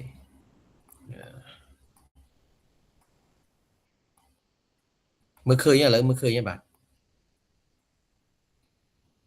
ឃើញ paragraph ហ្នឹងអត់ អត់ឃើញផ្ទាំងវាទេលោកគ្រូបាទ អត់ឃើញទេលោកគ្រូ ខ្ញុំ share whole screen មកសួរជាអាហ្នឹងវាសំខាន់សម្រាប់នៅក្នុងការរៀបលិខិតរដ្ឋបាលអូខេខ្ញុំយក screen តែម្ដងទៅបាច់នេះទេអូខេមើលឃើញអត់យើងមើលឃើញអត់មើលឃើញកន្លែងខ្ញុំបង្ហាញនេះ លោកគ្រូ ឃើញទេណាអូខេអញ្ចឹងកន្លែង spacing នេះគឺយើងយកគឺ0នេះអូខេហើយយើងបាច់តម្រូវវាទេណាហើយកន្លែង after នេះគឺយើងសេរីវាយក0មកអូខេយើងយក0អញ្ចឹងក្រោយពីយើងសេរីអាហ្នឹងឲ្យអស់កន្លែង don't add space between paragraph ហ្នឹងគឺយើងយកយើង tick វាមកមានន័យថាយើងឲ្យ space របស់វាហ្នឹងគឺស្មើតែម្ដងអត់ឲ្យវែងអត់ឲ្យខ្លីទេគឺយើងយកប៉ុណ្ណឹងហើយយើងកន្លែង multi នេះយើងអាច select ច្រើនយើងអាចជា single យើងអាចយកជា line យើងអាចយកជា multi point អញ្ចឹងជាទូទៅយើងជាការរៀបចំលិខិតគឺយើងយក multi ហ្នឹងមកហើយយើងយកតែមួយបាទហើយឃើញវាទូជាងមុនទេវាអត់ធំពេកវាអត់នេះពេកទេហើយយើងដក add spacing ហ្នឹងមកយើងយក multi ហើយយើងយកមួយនេះមកយើងយកមួយនេះមកអូខេអញ្ចឹងឃើញវារៀងទូជាងមុនទេវាអត់គម្លាតគ្លៀតគ្នាឆ្ងាយទេតន់ទេអញ្ចឹង តួនលោកគ្រូតួន អូខេតន់អញ្ចឹងហើយករណីមួយទៀតដែលយើងតែងតែជួបប្រទះនៅក្នុងការរៀបចំលិខិតរដ្ឋបាលនៅក្នុងករណីឧទាហរណ៍ថាបើសិនជាយើងវាយអញ្ចឹងមកហើយមានន័យថាយើងចង់ឲ្យវាអក្សរវាទូចនេះកន្លែងនេះឧទាហរណ៍ថាឥឡូវយើងទាញវាមកចេះមកវាអត់មកទេណាឥឡូវខ្ញុំមើលខ្ញុំឃើញខ្ញុំកំពុងធ្វើទៅអីខ្លាចគីឡូខ្ញុំបង្ហាញទៅវាអត់ឃើញ ចាលោកគ្រូឃើញធម្មតាលោកគ្រូ អូខេអញ្ចឹងឧទាហរណ៍ថាយើងចង់ឲ្យ space ហ្នឹងវាមកអញ្ចឹងយើងយកកន្លែង យើងចុច control D ក៏បានមកយើងចុច control D មកអាហ្នឹងយើង shortcut ហើយយើងបន្ថយវាមកអញ្ចឹងវាលោតឡើងមកស្មើប៉ុន្តែក្នុងករណីមួយទៀតវាអត់ស្មើវាអត់លោតមកទេវាអត់លោតអាហ្នឹងមកទេយើងសេរីនឹងអត់មកទៀតអញ្ចឹងយើងត្រូវធ្វើបែបម៉េចយើង select អក្សរដូចគ្នាដែរមកយើងអាចឬក៏យើងអាច select ខាងលើនេះមួយហើយយើងយក control D ដដែលយើងយកកន្លែង scale នេះអញ្ចឹងមានថា scale ហ្នឹងមានន័យថាវា 100% មានថាអក្សរវាពេញសាច់ 100% អញ្ចឹងដើម្បីឲ្យអាហ្នឹងវារួមបរួមអក្សរឲ្យទូចដើម្បីទាញយកអក្សរហ្នឹងឡើងយើង select យក clear ហ្នឹងមកយើង select យក control D ហើយយើង scale ហ្នឹងយើងអាចផ្លាស់ប្ដូរបានណាយើងអាចផ្លាស់មក 99% អូខេពេលយើងផ្លាស់ទៅគឺអក្សរវាទូចឃើញមកខោទូចឃើញទេតែបើសិនជាយើងបរួមវាទៅ100វិញបើយើងឲ្យវាទៅ100វាឡើងមកធំចាអញ្ចឹងក្នុងករណីឧទាហរណ៍ថាបើសិនជាយើង control D ហើយយើងទាញ spacing វាអត់មកយើងអាចបរួម scale ហ្នឹងមក98ឬ99% ហើយចាំយើង add spacing វាមកដើម្បីឲ្យអក្សរហ្នឹងរួមមក clear តែមួយការធ្វើបែបហ្នឹងជៀសវាងក្នុងករណីពាក្យដាច់ឧទាហរណ៍ថាដូចពាក្យកម្ពុជាអញ្ចឹងយើងសេរីមិនក៏អត់មកទាញអាពាក្យជាមកភ្ជាប់ជាមួយនឹងកម្ពុជាហ្នឹងក៏អត់មកដែរអញ្ចឹងយើងប្រើវិធីហ្នឹងទី1យើងសេរីទំហំ scale អក្សរហ្នឹងឲ្យទូចមកពី100អញ្ចឹងចាំយើងសេរី spacing តាមក្រោយអញ្ចឹងអក្សរវាលូតមកតាមហ្នឹងហើយអញ្ចឹងការសេរីអត្ថបទចំណុចសំខាន់គឺមានតែប៉ុណ្្នឹងទេហើយមួយវិញចំណុចមួយវិញទៀតឧទាហរណ៍ថាឥឡូវយើងវាយអត្ថបទអញ្ចឹងទីថាឥឡូវខ្ញុំយកអត្ថបទហ្នឹងត្រឹម12ទេអញ្ចឹងយើងឃើញថា space វាហ្នឹងវាស្មើគ្នា space ដែលខ្ញុំបង្ហាញនេះណាវាស្មើគ្នាអញ្ចឹងដើម្បីឲ្យដក clear space នេះអា space កណ្ដាលនេះឧទាហរណ៍ថាឥឡូវយើងវាយចប់កថាខណ្ឌទី1អញ្ចឹងយើងចូលមកកថាខណ្ឌទី2យើងមិន enter មកយើង space ឃើញធំអញ្ចឹងណាអញ្ចឹងដើម្បីឲ្យសេរីអា space ហ្នឹងឃើញស្អាតជាទូទៅដើម្បីឲ្យសេរីឲ្យឃើញស្អាតតែម្ដងនៅក្នុងបែបបទរដ្ឋបាលយើង enter មកយើងដាក់ cursor វានៅកន្លែងហ្នឹងមកហើយក្នុងនេះយើងយកមួយកន្លះអញ្ចឹងឃើញគម្លាតអក្សរហ្នឹងវាទូចជាងមុនហើយមើលទៅវាសមរម្យបើយើងអត់គិតថាកន្លែងហ្នឹងចំហធំពេកយើងអាចសេរីវាមកមួយក៏បានដែរអញ្ចឹងការរៀបចំលិខិតរដ្ឋបាលរបស់យើងអាហ្នឹងយើងមើលទៅវាសាមញ្ញក៏ប៉ុន្តែវាអាចជាតាក់ទិកមួយដែរដើម្បីឲ្យលិខិតរដ្ឋបាលរបស់យើងហ្នឹងមើលទៅវាស្អាតទី1ស្អាតហើយការរៀបចំរបស់យើងនឹងទៅតាមស្តង់ដារបែបបទរដ្ឋបាលតែម្ដងអញ្ចឹងពាក់ព័ន្ធជាមួយនឹងការរៀបចំលិខិតរដ្ឋបាលគឺមានតែប៉ុណ្្នឹងទេអ្វីដែលជាចំណុចនៅក្នុងការរៀបចំលិខិតរដ្ឋបាលហើយជាតាក់ទិកខ្លះអញ្ចឹងមានចម្ងល់ត្រង់ណាទៀតទេបាទពាក់ព័ន្ធជាមួយនឹងការរៀបចំលិខិតហ្នឹងណាដូចជាពាក់ព័ន្ធមួយការ add spacing អីចឹងផ្សេងអញ្ចឹងមានចម្ងល់ទេសូមសាកគួរកន្លែងហ្នឹងតិចលោកគ្រូអាកន្លែងយើងបន្ទាត់ហ្នឹងបើខ្ញុំធ្វើរដងខ្ញុំអត់ដែរ space ខ្ញុំប្រើអា paragraph វាណាគ្រូកន្លែង paragraph លោកគ្រូចូលដំបូងហើយបាទហើយខ្ញុំមើលកន្លែង before ឬក៏ after អាហ្នឹងយើងអត់ខុសហើយលោកគ្រូណាបើយើងអត់ space ហើយយើងធ្វើកន្លែងអញ្ចឹងវិញរបៀបថាយើងយកសំខាន់កន្លែងហ្នឹងអត់បញ្ហាទេពាក់ព័ន្ធជាមួយនឹងការរៀបចំកន្លែងហ្នឹងបើសិនជាយើងអត់បានសេរីវាពីដើមមកបើសិនជាក្នុងលក្ខណៈយើងមានសោះហើយស្រាប់អាហ្នឹងយើងធ្វើតាមគេទៅក៏ប៉ុន្តែបើក្នុងករណីយើងរៀបចំផ្ទាល់ហ្មងយើងសេរីតាមហ្នឹងក៏បានដែរដូចពាក់ព័ន្ធទៅនឹងកន្លែង line spacing នេះវាមាន single មាន line ឬក៏ multi ហ្នឹងអាហ្នឹងគឺយើងប្រើមួយណាក៏បានតែទូទៅយើងប្រើ multi អញ្ចឹងហើយយើងយក select វាយកមួយមកបាទហ្នឹងហើយអញ្ចឹងខ្ញុំបញ្ជាក់ថាក្នុងករណីបើសិនជាលិខិតរដ្ឋបាលរបស់យើងរៀបចំថ្មីអញ្ចឹងយើងអាចបំពេញបែបបទទៅតាមអ្វីដែលខ្ញុំបានបង្ហាញនឹងបានតែបើសិនជាការរៀបចំលិខិតរបស់យើងមានគំរូស្រាប់មានជា soft ស្រាប់អានឹងយើងធ្វើតាមគេទៅអញ្ចឹងណាអត់មានអីប្លែកទេកន្លែងហ្នឹងគាត់តែខ្ញុំចង់បង្ហាញថាtechnique នៅក្នុងការរៀបចំលិខិតរដ្ឋបាលដើម្បីឲ្យមើលទៅវាស្អាតហើយវា clean អាហ្នឹងគឺយើងធ្វើតាមហ្នឹងអញ្ចឹងពាក់ព័ន្ធជាមួយនឹងការធ្វើលិខិតហ្នឹងមានតែប៉ុណ្្នឹងទេណាបាទអូខេអញ្ចឹងខ្ញុំសូមចូលមក slide មេរៀនយើងវិញ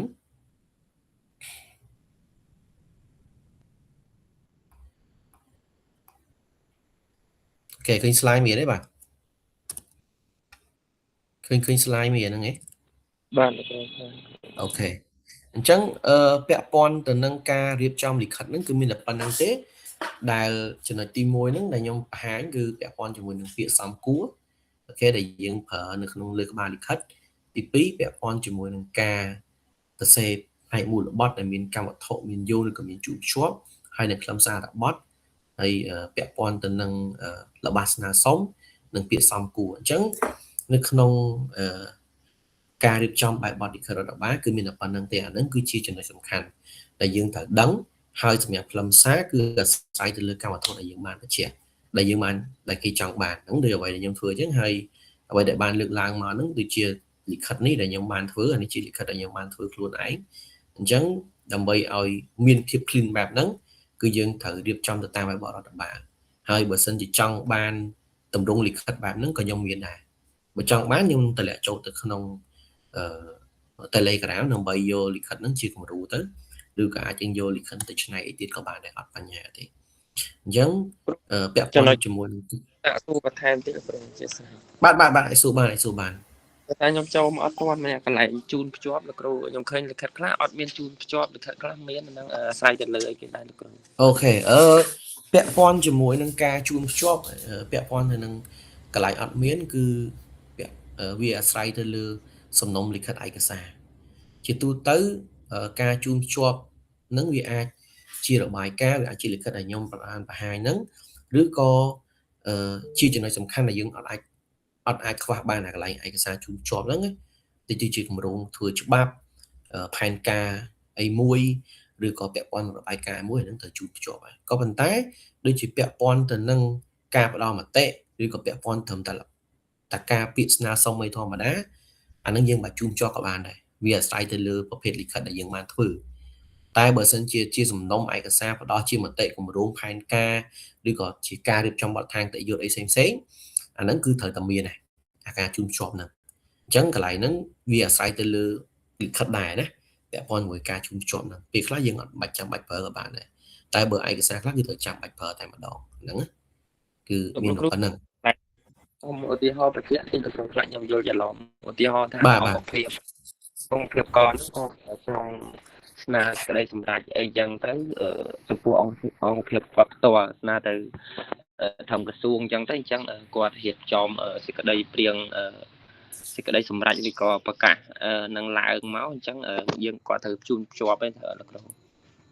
បាទអាហ្នឹងត្រូវជូនភ្ជាប់ឲ្យគេបើសិនយើងអត់ជូនភ្ជាប់ឲ្យគេអត់កើតទេឧទាហរណ៍ថាករណីសំណើសុំវិសោធនកម្មច្បាប់ណាមួយចុះឧទាហរណ៍យ៉ាងទៀតឥឡូវច្បាប់សាកលកម្មកិច្ចការស៊ីវិលឧទាហរណ៍ណាជាលិខិតមកពីក្រសួងមុខងារសាធារណៈអញ្ចឹងគាត់ចង់ប្រមូលធាតុចូលឲ្យយើងឬក៏គាត់ច្បាប់ហ្នឹងគាត់សរសេរហើយគាត់ថាគាត់ចង់ដឹងថាអ្វីដែលគាត់សរសេរគ្រប់ជ្រុងជ្រោយអត់គាត់ស្នើឲ្យស្ថាប័នពាក់ព័ន្ធហ្នឹងឆ្លើយតបទៅគាត់វិញអញ្ចឹងករណីមួយហ្នឹងក្នុងនាមជាអង្គភាពដែលទទួលនៅលិខិតដែលក្នុងការផ្ដល់ជាមតិឬក៏ការមតិកែសម្រួលឧទាហរណ៍ថាបើសិនជាយើងមើលទៅសេចក្តីព្រាងច្បាប់ដែលគាត់ផ្ញើមកហ្នឹងអត់មានការកែសម្រួលទេឧទាហរណ៍ក្នុងករណីទី1ណា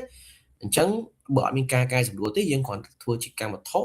ឬក៏យោងពាក់ព័ន្ធជាមួយនឹងលេខលិខិតឬក៏យោងចំណាហើយនឹងសរសេរខ្លឹមសាររបស់ទៅវាចប់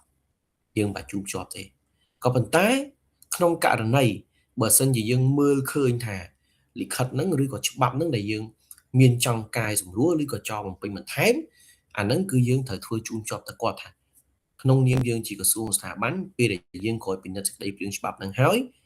គាត់មានមតិកែគេខ្លះគឺត្រូវជូនភ្ជាប់ទៅកន្លែងលិខិតហ្នឹងហើយយើងធ្វើឲ្យសេចក្តីព្រាងយើងជូនភ្ជាប់ហ្នឹងយកទៅឲ្យអង្គសម័យអង្គភាពដើមវិញពេលដែលយើងធ្វើលិខិតឆ្លើយតបតនេះចឹងមានន័យថាអាសេចក្តីព្រាងដើមគេទុកអត់ដែរហើយយើងធ្វើមួយច្បាប់ទៀតមែនគ្រូហ្នឹងបាទអាហ្នឹងគឺយើងត្រូវធ្វើអញ្ចឹងឧទាហរណ៍ថាធម្មតាដល់ពេលដែលយើងផ្ញើធម្មតាដល់គេផ្ញើគឺមានសេចក្តីព្រាងរបស់គេមកភ្ជាប់មកជាមួយអញ្ចឹងដល់ពេលដែលយើងធ្វើលិខិតឆ្លើយតបឬក៏យើងត្រូវមានការកែសម្រួលពាក់ព័ន្ធជាមួយនឹងអ្វីដែលគេផ្ញើយើងមកយើងហ្នឹងគឺយើងត្រូវរៀបចំថ្មីឲ្យគេដែលយើងអាចគេមានជាគំរូឬក៏ជាបែបគេហៅថាជា model តាមក្រសួងស្ថាប័នមួយណាអញ្ចឹងយើងផ្ញើត្រឡប់ទៅគេដែលមានការជួបភ្ជាប់ប៉ុន្តែយើងត្រូវដឹងថាពាក់ព័ន្ធជាមួយនឹងការកែសម្រួលក្តីពាក់ព័ន្ធជាមួយនឹងការពាក្យពេចន៍ឬស្នើសុំបញ្ចូលឃ្លាឃ្លោងអី រាល់លិខិតបញ្ចប់នៅក្នុងការស្នើសុំត្រូវតែមានហត្ថលេខាណាដឹកនាំឬក៏មានគ្រាណាដឹកនាំឧទាហរណ៍ថាឥឡូវយើង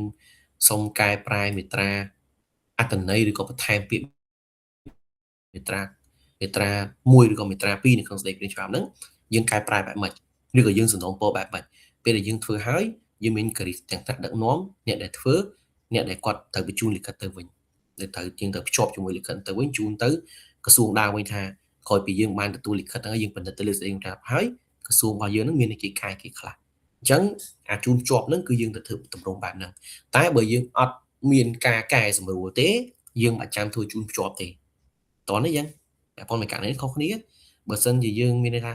បើយើងទទួលថាយើងទទួលលិខិតមកយើងកែសម្រួលអូខេជាបទដ្ឋានតយុត្តយើងត្រូវធ្វើសេចក្តីព្រាងថ្មីមួយភ្ជាប់ទៅឲ្យគេដែលមានជូនភ្ជាប់ហ្នឹងទៅឧទាហរណ៍ថាដូចចំណុចនេះអញ្ចឹងជូនភ្ជាប់សេចក្តីព្រាងច្បាប់ស្តីពីការងារlevel ហ្នឹងទៅវាមួយច្បាប់ឬក៏យើងអាចសំណើសុំកែសម្រួលអញ្ចឹងទៅជាក់ស្ដែងតាមអ្វីដែលយើងកំពុងតែធ្វើអញ្ចឹងទៅតោះនេះអញ្ចឹងបាទលោកគ្រូបាទអរគុណគ្រូ អូខេអញ្ចឹងយើងកុំច្រឡំគ្នាមិនមែនឲ្យតែលិខិតទាំងអស់យើងត្រូវមានជូនភ្ជាប់ទេវាមានទៅតាមអត្ថន័យឬក៏ភាគលិខិតរដ្ឋបាលដែលយើងត្រូវធ្វើអញ្ចឹងកុំឲ្យមានច្រឡំណាកន្លែងហ្នឹងណាព្រោះពេលខ្លះរឿងឯកសារខ្លះមានតែជូនភ្ជាប់អញ្ចឹងវាទៅជាខុសវិញតោះនេះអញ្ចឹង បាទលោកគ្រូបាទ អូខេចុះមានសំណួរទៀតទេបាទមានសំណួរទៀតអត់ លោកគ្រូសុំសួរមួយពាក់ព័ន្ធមួយនឹងទូត បាទ ចម្លងជូនហ្នឹងវាមានភាពខុសប្លែកគ្នាមិនលោកគ្រូបើយើងដាក់ចម្លងជូនហ្នឹងយើង អត់ទៅសោកខ្ញុំស្ដាប់បានវាទៀងដាច់ ចង់សួរពីភាពខុសប្លែកគ្នាវាជូនភ្ជាប់ហើយនឹងដែលចម្លងជូនហ្នឹងគ្រូ ពាក់ព័ន្ធជាមួយនឹងការជូនភ្ជាប់អាហ្នឹងយើងជូនភ្ជាប់ឯកសារត្រឡប់ទៅក្រសួងសម័យដើមវិញក៏ប៉ុន្តែពាក់ព័ន្ធជាមួយនឹងការចម្លងជូនគឺចម្លងជូនឲ្យដឹងថាឯកសារហ្នឹងផ្ញើទៅអ្នកណាហើយអ្នកណាខ្លះគាត់ត្រូវទទួលបន្ទុកអនុវត្តហ្នឹងអនុវត្តការងារហ្នឹងឧទាហរណ៍ថាឥឡូវដូចចាស់ស្ដែងនេះលិខិតដែលខ្ញុំបានរៀបចំហ្នឹងខ្ញុំជូនភ្ជាប់នេះគម្រោងកម្មវិធីការកសាងបទដ្ឋានតយុត្តថ្មីនៃស្តីព្រាងរបស់ក្រសួងស្ថាប័ននីតិកាទី7អញ្ចឹងមុននឹងខ្ញុំធ្វើលិខិតហ្នឹងចេញខ្ញុំមានកិច្ចប្រជុំមួយនៅក្នុងមានថាកិច្ចប្រជុំផ្ទៃក្នុងខ្ញុំត្រូវរើសយកច្បិចយកប្រជុំជាមួយថ្នាក់ដឹកនាំអង្គភាពដែលពាក់ព័ន្ធទៅនឹងដែលគាត់មានច្បាប់ធ្វើហ្នឹងមានគេខ្លះយើងស្រង់ហើយយើងបញ្ជូនទៅគណៈរដ្ឋមន្ត្រីអាហ្នឹងគឺយើងភ្ជាប់ជូនដែលឡាយចម្លងជូនមានន័យថាអ្វីដែលគាត់បានផ្ញើមកក្រសួងបានរៀបចំលិខិតឬក៏ភ្ជាប់ជូនឆ្លើយតបទៅការគណៈរដ្ឋមន្ត្រីវិញហើយយើងត្រូវចម្លងជូនថាអាលិខិតដែលយើងបានធ្វើនេះឧទាហរណ៍ថាលិខិតគម្រោងនេះសូមគោរពជូនហ្នឹងឬក៏អាចតម្រូវផែនការកម្មវិធីហ្នឹងយើងត្រូវចម្លងជូនទៅអ្នកណាខ្លះឧទាហរណ៍ថាដូចជាក់ស្ដែងនៅក្នុងចម្លងជូននេះខ្ញុំចម្លងជូនទៅអង្គភាពពាក់ព័ន្ធក្រមអាវ៉ាត់ក្រសួងកសិកម្មអញ្ចឹងយើងប្រើតែពាក្យអាវ៉ាស់ហ្នឹងក៏បានដែរឬក៏ក្រសួងកសិកម្មទៅអញ្ចឹងមានន័យថាអង្គភាពក្រមអាវ៉ាត់ក្រសួងកសិកម្មហ្នឹងគាត់មានច្បាប់របស់គាត់ឧទាហរណ៍ថាក្នុងក្រសួងកសិជាក់ស្ដែងក្នុងក្រសួងកសិកម្មមានច្បាប់ច្រើនណាស់ដូចជាច្បាប់ព្រៃឈើច្បាប់ជលផលច្បាប់ពេទ្យសត្វច្បាប់គ្រប់គ្រងជីថ្នាំភូមិគាមអនាម័យណាច្បាប់ប្រកាសពូជដំណាំអញ្ចឹងមានច្រើនអញ្ចឹងអង្គភាពដែលគាត់ទទួលបន្ទុកនៅក្នុងការកសាងបទដ្ឋានតយុត្តក៏មានច្រើនដែរអញ្ចឹងរាល់ជារៀងរាល់ឆ្នាំឬក៏ក្នុងមួយអាណត្តិឬក៏អាចធ្វើផែនការមួយឆ្នាំអង្គឬក៏អាច3ឆ្នាំអង្គគឺឯកសារទាំងអស់ហ្នឹងគឺយើងបញ្ជូនទៅហើយពេលដែលយើងធ្វើហើយយើងត្រូវបញ្ជូនមកអង្គភាពដើមថានេះឯកសារបទដ្ឋានតយុត្តកខនេះគឺខ្ញុំសិលេចយកបញ្ជូនទៅថ្នាក់ដឹកនាំហើយអញ្ចឹងកន្លែងហ្នឹងក៏ដូចគ្នាដែរហើយពាក់ព័ន្ធជាមួយនឹងយុវដ្ឋាននីតិកម្មដោយសារតែគាត់ជាអ្នកទទួលបន្ទុកច្បាប់អញ្ចឹងគាត់ត្រូវមុខការហ្នឹងទាំងការធ្វើលិខិតរៀបចំតាក់តែងនិងរក្សាទុកតោះនេះយ៉ាងតើលោកគ្រូតើ អូខេអញ្ចឹងកន្លែងហ្នឹងយើងកុំច្រឡំនេះបាទ សូមចេញតលោកគ្រូ បាទអញ្ចឹងអាជូនភ្ជាប់ហើយនឹងចម្លងជូនវាខុសគ្នាជូនភ្ជាប់នៅឯកសារបញ្ជូនទៅអង្គភាពសម័យដើមចម្លងជូននៅរាល់នៅអង្គភាពដែលពាក់ព័ន្ធទៅនឹងអ្វីដែលយើងបានធ្វើហ្នឹងអញ្ចឹងហើយមួយទៀតយើងច្បាស់ជាឆ្ងល់ដែរកន្លែងខ្លះដូចជានៅក្នុងប្រទេសនៅក្នុងបទដ្ឋានកฎយុត្តដូចជាអនុក្រឹត្យឬប្រកាសគេអត់ប្រើចម្លងជូនគេប្រើកន្លែងទទួលអាហ្នឹងក៏គេប្រើហ្នឹងគឺប្រើសម្រាប់ថា អ្នកដែលមានសមត្ថកិច្ចនៅក្នុងការទទួលបន្ទុកហ្នឹងនៅត្រូវដឹងហ្នឹងមានអ្នកណាខ្លះអញ្ចឹងគេប្រើកន្លែងទទួលវិញគេអត់ប្រើចម្លងជូនទេវាខុសពីកន្លែងវាខុសពីរដ្ឋបាលព្រោះរដ្ឋបាលគេប្រើពាក្យចម្លងជូននៅក្នុងចុងលិខិតប៉ុន្តែប្រភេទបទដ្ឋានយុត្តយើងទៅមើលទៅវាមានដាក់កន្លែងទទួលវិញអញ្ចឹងការប្រើប្រាស់ពាក្យជូនភ្ជាប់ហើយនឹងចម្លងជូនហ្នឹងវាអត់ដូចគ្នាទេវាខុសគ្នាណាកន្លែងហ្នឹងណា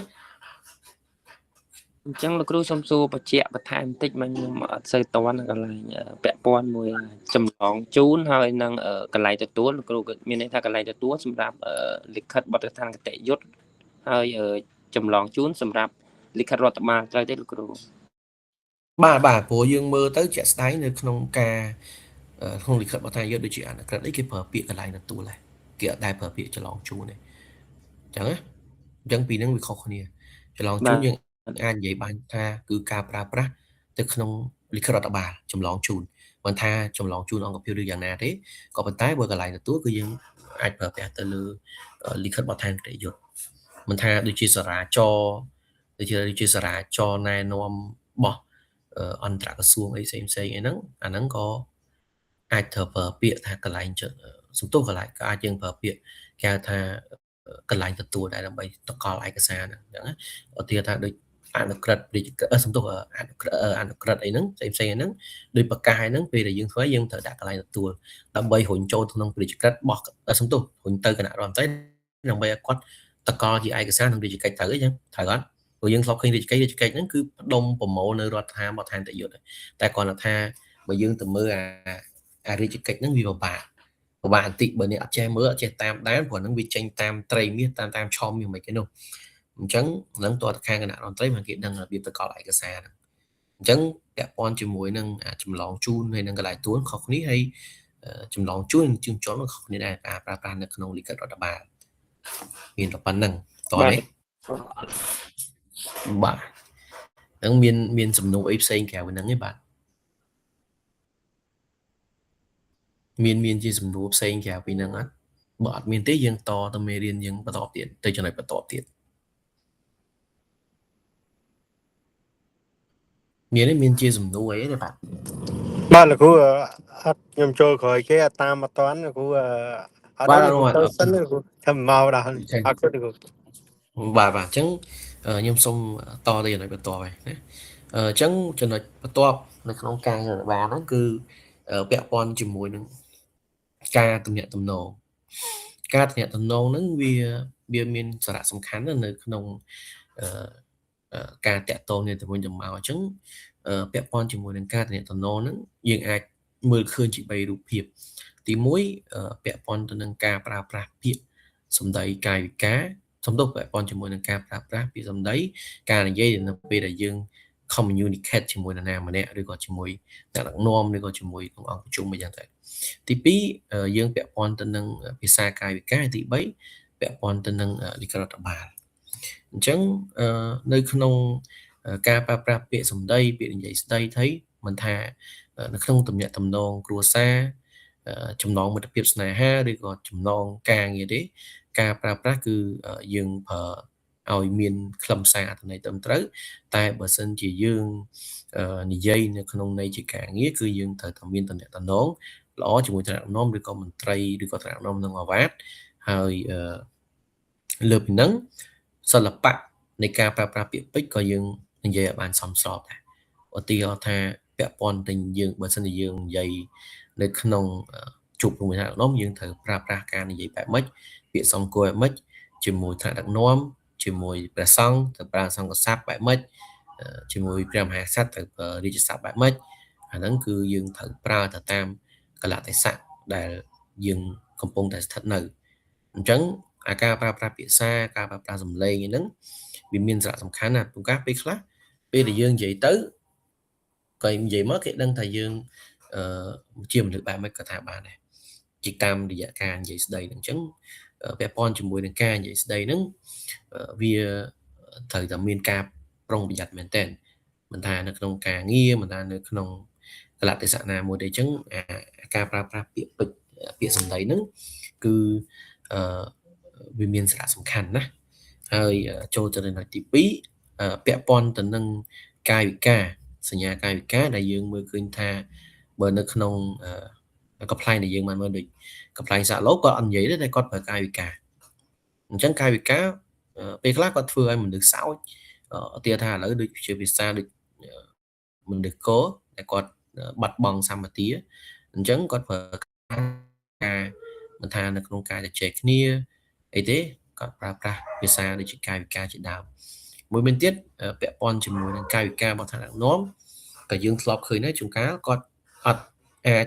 និយាយគ្នាបានក្នុងអង្គប្រជុំគាត់អាចធ្វើជាកាយវិការបក់ដៃហៅឬក៏អាចកាយវិការណាមួយនោះនឹងក្នុងកិច្ចប្រជុំអានឹងវាជាចំណុចសំខាន់ដែរចំណុចបន្ទាប់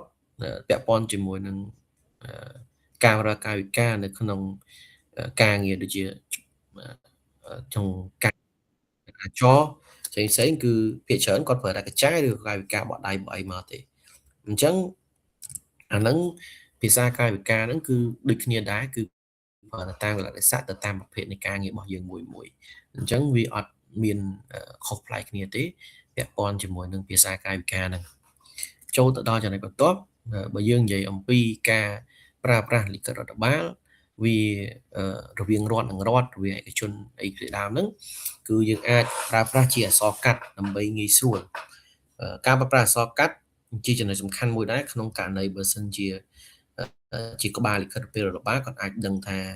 យើងមកពីណាជួនកាលពេលខ្លះគាត់អត់បានប្រើលិខិតរដ្ឋបាលអត់បានប្រើប្រាស់ទេអញ្ចឹងការប្រើប្រាស់អក្សរកាត់នៅក្នុងកម្មការងារតំណែងហ្នឹងវាមានជាចំណុចសំខាន់ដូចក្រសួងយុទ្ធភ័ពគេឲ្យគេប្រើទម្រង់បែបម៉េចមហាផ្ទៃគេប្រើបែបម៉េចកសិកម្មប្រើបែបម៉េចដូចជាសមាគមហ្នឹងក៏គាត់មានអក្សរកាត់របស់គាត់ជាភាសាខ្មែរអញ្ចឹងការប្រើប្រាស់អក្សរកាត់ទៅលើរដ្ឋបាលក៏ជួយជំរុញយើងដែរពេលខ្លះនៅក្នុងទម្រង់នៃការប្រើប្រាស់លិខិតរដ្ឋបាលមួយចំនួនគេក៏មកប្រើប្រាស់ពាក្យអក្សរកាត់ពីច្រើនការប្រើប្រាស់ពាក្យអក្សរកាត់ហ្នឹងច្រើនតែប្រើទៅលើការចុះលេខសម្គាល់របស់លិខិតអញ្ចឹងអាហ្នឹងគឺពាក់ព័ន្ធប្រើប្រាស់ឬការទំនាក់ទំនងនៅក្នុងលិខិតរដ្ឋបាលអញ្ចឹងពាក់ព័ន្ធជាមួយនឹងការវិការសំទោសពាក់ព័ន្ធជាមួយនឹងចំណុចដែលការទំនាក់ទំនងគឺមានតែប៉ុណ្្នឹងទេអញ្ចឹង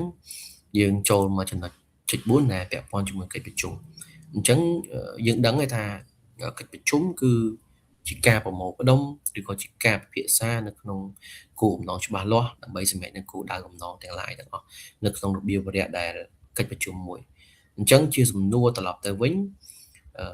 ដែលខ្ញុំបានបង្ហាញនៅលើ slide ថាតើយើងដឹងអត់ថាតើអង្គប្រជុំជាទូទៅគេនិយាយអំពីអ្វីខ្លះ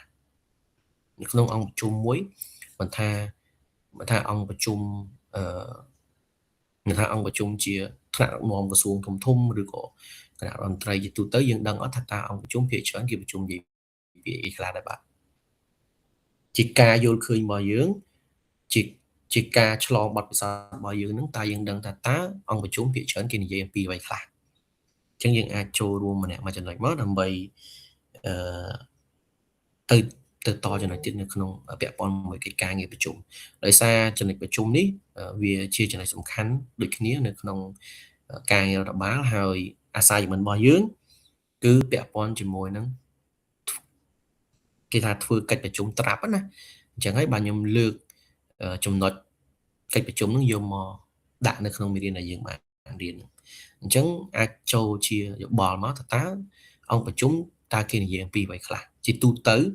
នៅក្នុងបរិបទសង្គមបច្ចុប្បន្ននិងក៏បរិបទការងាររបស់យើងហ្នឹងតើគេនិយាយអំពីអ្វីខ្លះដែរអញ្ចឹងអាចសូមចូលរួមបានណាម្នាក់ម៉ាត់មកដើម្បីបង្ហាញពីការយល់ឃើញរបស់យើងតើការយល់ឃើញរបស់យើងបែបម៉េចបាទលោកគ្រូបាទអញ្ជើញបាទគ្រូខ្ញុំលើកឡើងពាក់ព័ន្ធនឹងការយល់ឃើញនៅចំនួនគ្រូហើយខុសឆ្គងសូមមេត្តាអធិស្ឋានបាទអញ្ជើញកិច្ចប្រជុំឬក៏ចាប់ផ្ដើមនៃអង្គប្រជុំហ្នឹងគឺអាចប្រជុំស្ដីពីដោយលោកគ្រូលើកឡើងមកប្រមូលធាតុចូលទៅលើរឿងអីមួយទៅហ្នឹងក៏យើងអាចកោះប្រជុំបានយើងប្រជុំពាក់ព័ន្ធនឹងពង្រឹងការងារក្នុងអង្គភាពឬក៏លើកទិសដៅបន្ទាប់អញ្ចឹងទៅក៏យើងអាចប្រជុំបានឬក៏យើងប្រជុំធ្វើសេចក្តីសម្រេចអីមួយ អញ្ចឹងគ្រូបាទសូមប៉ុណ្ណឹងគ្រូ បាទចូលសម្រាប់គុណចាស់ហើយនឹងបងប្អូនកម្មសិក្សាការីផ្សេងទៀតមានជាយោបល់ឯអាចលើកឡើងបានដើម្បី ចាលោកគ្រូ ឲ្យមាន ខ្ញុំ ទៀតចូលបានច្រើនបាទបានជឿជឿ ចាលោកគ្រូតើតើជាមួយនឹងអង្គប្រជុំដែលនិយាយជាទូទៅសម្រាប់ខាងខ្ញុំផ្ទាល់គឺនិយាយអំពីរបាយការណ៍លទ្ធផលការងារជាមួយនឹងបញ្ហាប្រឈមហើយនឹងដំណោះស្រាយហើយនឹងផែនការសកម្មភាពបន្តទៀតចឹងណាលោកគ្រូខ្ញុំមានតែប៉ុណ្្នឹងទេលោកគ្រូអរគុណច្រើនលោកគ្រូ អរគុណសម្រាប់ការចូលរួមចុះសម្រាប់គុណចាស់ហើយនឹងបងកម្មសិក្សាការីផ្សេងទៀតបាទបញ្ជាយោបល់ឯអាចលើកឡើងបានព្រោះនេះខ្ញុំអាចនិយាយបានថាជាគុណម្ចាស់និងបងកម្មសិក្សាការីមួយចំនួនគាត់អាចឆ្លងកាត់ឲ្យពាក់ព័ន្ធមួយការប្រជុំហ្នឹងអញ្ចឹងគាត់អាចដឹងបានច្រើនអញ្ចឹងដើម្បីការចែករំលែកបទពិសោធន៍នៅក្នុងការប្រជុំអាហ្នឹងគឺយើងអាចលើកឡើងបានណាហើយដូចយើងបញ្ជាក់ទៀតនៅក្នុង section នេះគឺការបញ្ចប់មេរៀនទី4សំទោសបញ្ចប់មេរៀនទី1ពាក់ព័ន្ធជាមួយនឹងការរដ្ឋបាលអញ្ចឹង assignment របស់យើងគឺខ្ញុំយកកិច្ចការប្រជុំនេះជាចំណុច assignment របស់យើងហើយក៏ជាពិន្ទុធំនៅក្នុងការងារសាជារបស់យើងដែរហើយនៅពេលដែលខ្ញុំបញ្ចប់មេរៀននេះខ្ញុំនឹងរំលឹកវិញពីដើមមកហើយនៅចុងមកខ្ញុំនឹងអាចឲ្យវណ្ណរីគាត់ check list ទៅលើកម្មសិក្សាឈ្មោះកម្មសិក្សាអីយើងចាប់ជាក្រុមដើម្បីពិភាក្សាថាតើយើងគួរប្រជុំទៅលើប្រធានបទអីអានឹងខ្ញុំនឹងដាក់ជូនហើយការចាប់ក្រុមគឺយើងពិនិត្យទៅលើកម្មសិក្សាកន្លែងជាក់ស្ដែងនៅក្នុងម៉ោងសិក្សាអញ្ចឹង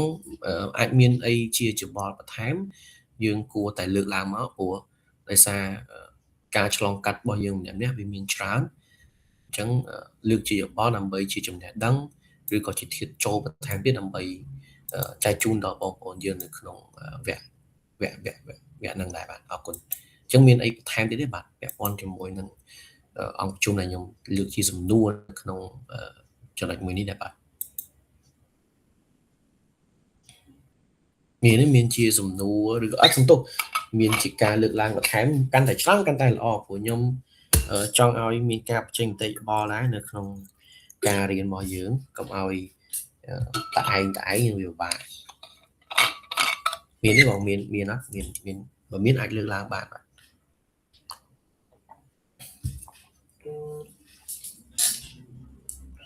កាត់ឈឹងហើយស្មាយលក់អស់ហើយដឹងមានអីមានអីលើកឡើងបន្ថែមបាទបើអត់មានទេខ្ញុំនឹងបន្តទៅមុខទៀតដើម្បីចូលចំណុចបន្តទៀតហេឡូឮខ្ញុំនិយាយបាទលោកគ្រូសូមអញ្ជើញចុះលោកគ្រូបាទអូខេបាទអញ្ចឹងខ្ញុំចម្រើនពលលោកគ្រូចម្រើនពលកណាអញ្ជើញមុនមកថ្មចង់មានការចូលរួមតិចដែរបើតើតោនឹងកណាអង្គប្រជុំបងហ្នឹងអានេះគាត់ជាដូចថាជាបទពិសោធន៍សម្រាប់អាត្មាធ្លាប់ចូលរួមវគ្គសិក្ខាសាលាឬមួយក៏តងទៅនឹងអង្គប្រជុំ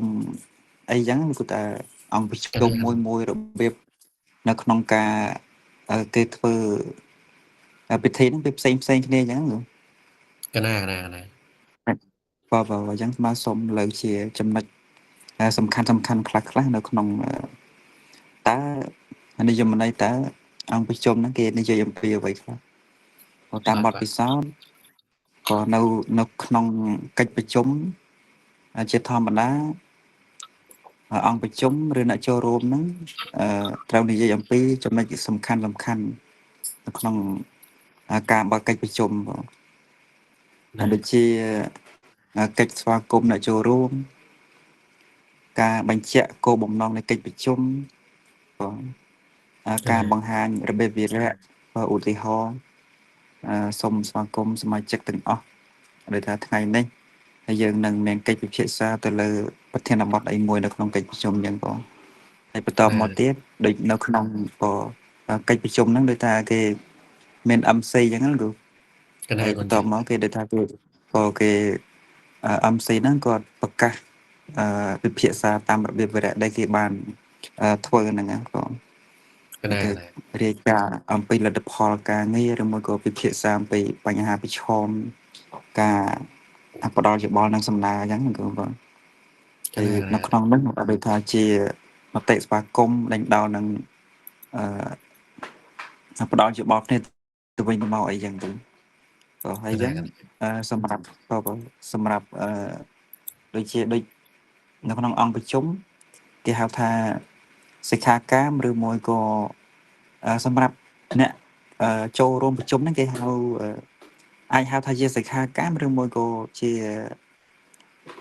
អាមិនយ៉ាងគឺដូចស្មើដូចពាក្យមួយហ្នឹងដូចផ្លេចបាត់ហ្នឹងដូចកណាបើសិនជានៅក្នុងសិក្ខាសាលាឬក៏ចូលវគ្គ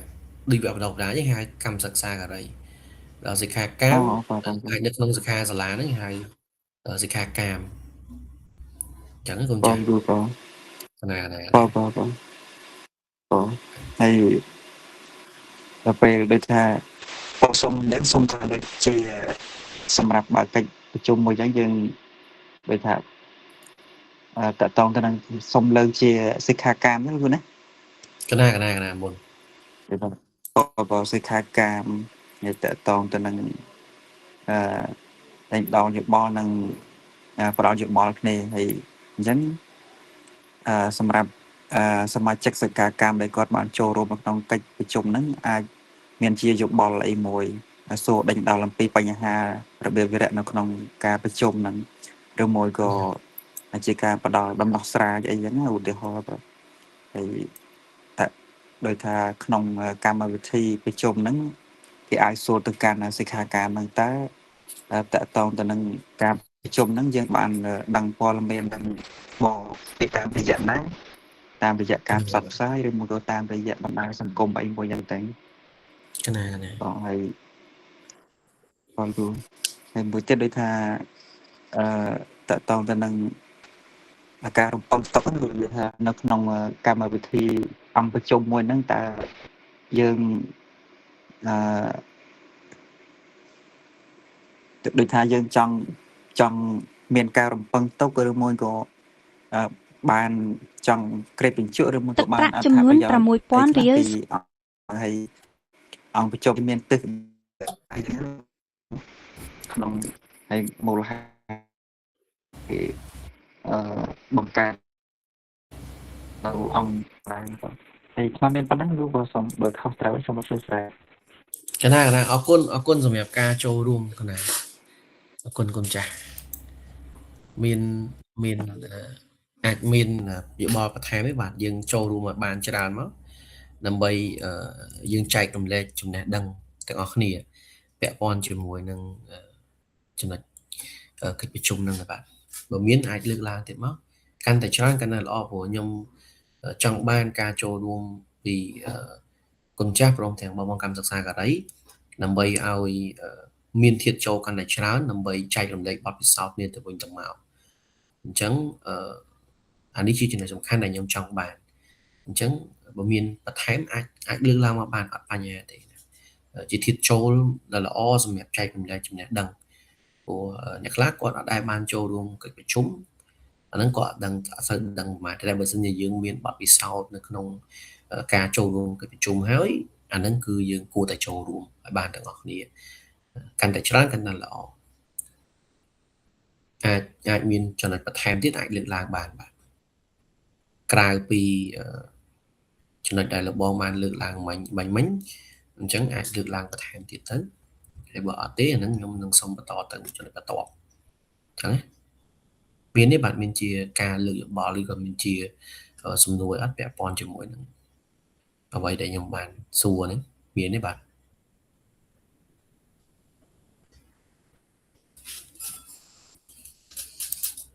សម្រាប់ខ្ញុំអត់មានទេលោកគ្រូអាចទៅបន្ត slide បានលោកគ្រូ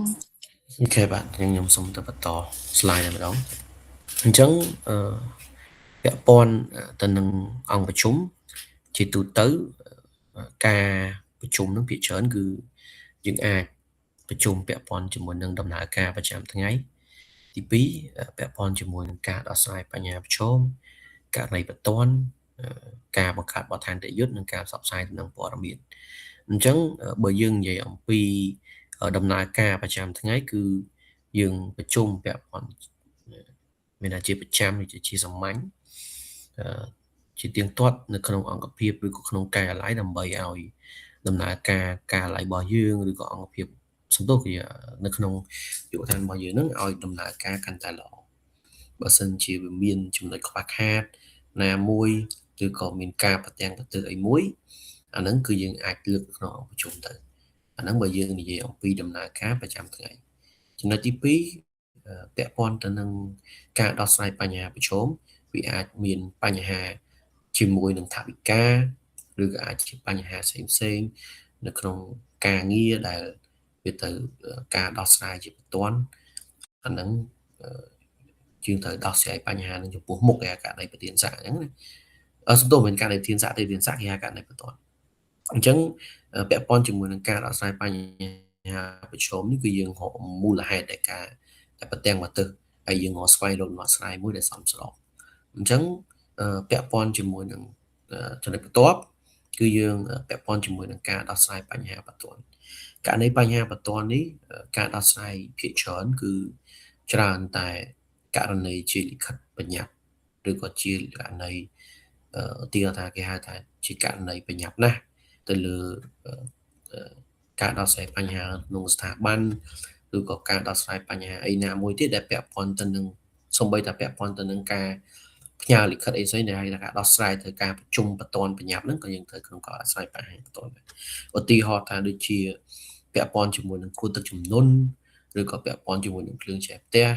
ណាគឺ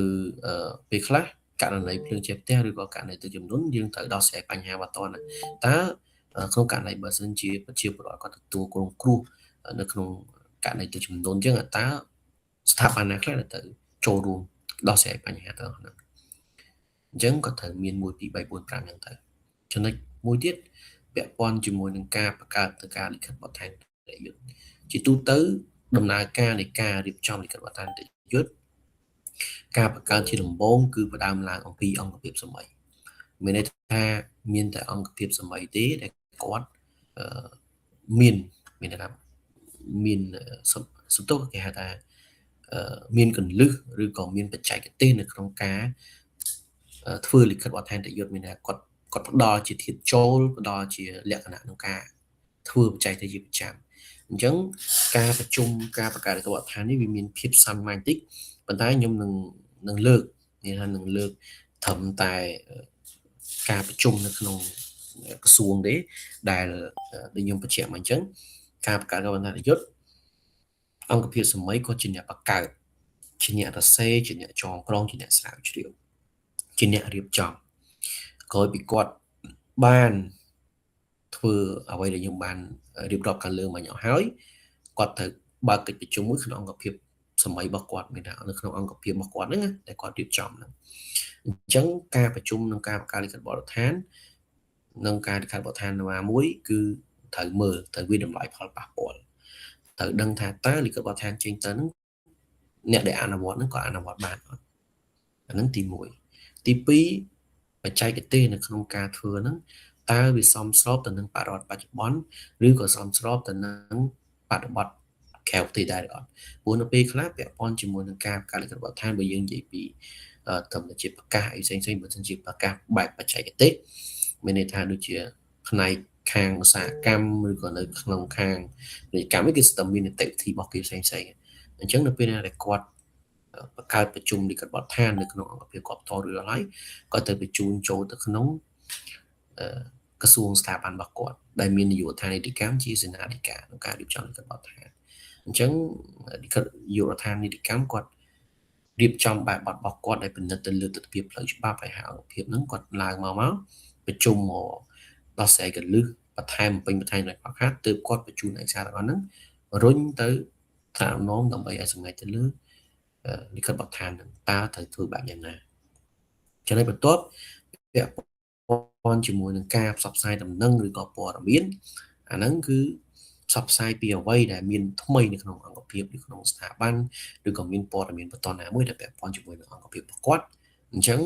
អាហ្នឹងគឺយើងមាននឹងផ្សព្វក៏មានការប្រជុំផ្សព្វផ្សាយដែរពេលខ្លះគាត់អត់ផ្សព្វផ្សាយតាមរយៈការប្រជុំទេប៉ុន្តែគាត់អាចផ្សព្វផ្សាយតាមរយៈនៅក្នុងក្រុម Telegram ឬក៏តាម បង្ហោះនៅតាម social media អញ្ចឹងជាទូទៅបើយើងនិយាយអំពីការប្រជុំតែម្ដងដែលជាតាមបាច់នៅក្នុងភាពមួយក្នុងស្ថាប័នភាគច្រើនគឺគាត់ប្រជុំតែ4ចំណុចទេតែទី1គឺដំណើរការប្រចាំថ្ងៃដំណោះស្រាយបញ្ហាប្រឈមការណែបន្តនិងការបង្កើតលក្ខខណ្ឌអតិថិជនអាហ្នឹងគឺគេច្រើនគឺគេនិយាយអំពីទាំងអស់ហ្នឹងអង្គសំទោសពាក់ព័ន្ធជាមួយនឹងកិច្ចប្រជុំគឺគេនិយាយពីករណីហ្នឹងអ្វីដែលចំណុចមុនដែលលោកបងគាត់បានលើកឡើងនោះអាហ្នឹងគឺចំណុចនោះគាត់លើកក៏លោកបងគុណម្ចាស់គាត់លើកត្រូវដែរក៏ប៉ុន្តែវាអត់នៅក្នុងចំណុចមួយហ្នឹងទេវានៅក្នុងចំណុចបន្តទៀតអញ្ចឹងពាក់ព័ន្ធជាមួយនឹងក្នុងភេទនៃកិច្ចប្រជុំគឺយើងចែកចេញជា4ចំណុចតែទី1គេហៅថាប្រជុំសាមញ្ញជាការប្រជុំទៀងទាត់ជាការប្រជុំទៀងទាត់នឹងក៏ផ្ដោតទៅលើដូចជាទីហោថាការប្រជុំរបាយការប្រជុំប្រចាំខែណាឬក៏ប្រចាំត្រីមាសឬក៏ប្រចាំត្រីឆមាសប្រចាំនពមាសនៅក្នុងអង្គភាពឬក៏ក្នុងស្ថាប័នហ្នឹងគេហៅថាប្រជុំការទៀងទាត់ជាប្រចាំត្រូវតែប្រជុំដើម្បីផ្ទៀងផ្ទាត់នៅវឌ្ឍនភាពការងាររបស់គាត់ដើម្បីដោះស្រាយបញ្ហាប្រឈមដើម្បីលើកជាសំណូមពរនៅក្នុងការកែសម្រួលឬក៏កែប្រែការងារណាមួយពាក់ព័ន្ធទៅនឹងដំណើរការវឌ្ឍនភាពការងាររបស់គាត់ទី2ពាក់ព័ន្ធជាមួយនឹងការប្រជុំវិសាមញ្ញគេហៅជាការប្រជុំបន្ទាន់ជាករណីចាំបាច់ឧទាហរណ៍ថាក្នុងករណីបើសិនជាប្រទេសក្នុងការគ្រាមានអាសន្នបែបណានោះអានឹងគឺយើងបាច់ចាំសាមញ្ញគឺប្រជុំភ្លាមៗក្នុងករណីប្រធានសាជាករណីទឹកជំនន់ជាករណីទឹកជំនន់ជាករណីសង្គ្រាមឬក៏ជាករណីជាបញ្ហាសុខភាពសាធារណៈដូចជាជំនាន់ COVID អញ្ចឹងអានឹងគឺគេត្រូវប្រជុំបន្ទាន់រាជរដ្ឋាភិបាលនិងអង្គភាពស្ថាប័នដែលពាក់ព័ន្ធក៏ត្រូវប្រជុំបន្ទាន់តើរកវិធានការអីខ្លះនៅក្នុងការទប់ស្កាត់ជំងឺនឹងកុំឲ្យរីករាលដាលទូទាំងប្រទេសអញ្ចឹងការប្រជុំវិសាមញ្ញនេះគឺភាគច្រើនគឺប្រជុំភ្លាមបន្ទាន់អានឹងគេហៅថាការប្រជុំវិសាមញ្ញដែលហើយពាក់ព័ន្ធជាមួយចំណុចទី3គឺយើងនិយាយអំពីការប្រជុំគេហៅថាបើកចំហឯសាធារណៈជាទូទៅការធ្វើប្រជុំសាធារណៈហ្នឹងបើតាមការអនុវត្តជាក់ស្ដែងបច្ចុប្បន្នភាគច្រើនគឺគេប្រើពាក្យថាវេទិកាសាធារណៈវេទិកាសាធារណៈនេះយើងធ្លាប់ប្រកាសធ្លាប់លឺហើយបើសិនជាអ្នកធ្វើការរាជការឲ្យគាត់ចុះទៅធ្វើការងារតាមមូលដ្ឋានអាហ្នឹងគាត់ដឹងច្បាស់ថាតើការងារវេទិកាសាធារណៈបែបម៉េចពាក់ព័ន្ធជាមួយនឹងវេទិកាសាធារណៈនេះផងដែរជាទូទៅការប្រជុំច្រើនតែមានការចូលរួមពីប្រជាពលរដ្ឋមានថ្នាក់ដឹកនាំស្រុកមានភូមិមានឃុំមានសមាជិកមូលដ្ឋានអញ្ចឹងការមូលហេតុនេះដែលគេធ្វើឲ្យមានការប្រជុំគេសាធារណៈឬក៏វេទិកាសាធារណៈហ្នឹងគឺដើម្បីលើកឡើងនៅបញ្ហាប្រឈមឬក៏បញ្ហារបស់ប្រជាពលរដ្ឋនៅក្នុងភូមិឃុំរបស់គាត់ឬក្នុងស្រុករបស់គាត់ដើម្បីឲ្យថ្នាក់ដឹកនាំស្រុកឬថ្នាក់ដឹកនាំខេត្តដឹងពីទុក្ខកង្វល់របស់គាត់ថាទៅគាត់ដោះស្រាយឲ្យមិនឧទាហរណ៍ថានៅក្នុងវេទិកាមួយដែលមានថ្នាក់ដឹកនាំគាត់ចូលរួមហើយនៅក្នុងភូមិឃុំរបស់គាត់ក៏មានបញ្ហាពាក់ព័ន្ធទៅនឹងការចោលលួចប្លន់ណាឬក៏មានបញ្ហាប្រទាំងប្រទើសទៅលើផ្លូវថ្នល់ឬការដាក់សម្រាមអីមិនសមស្របទៅតាមទីកន្លែងហ្នឹងអាហ្នឹង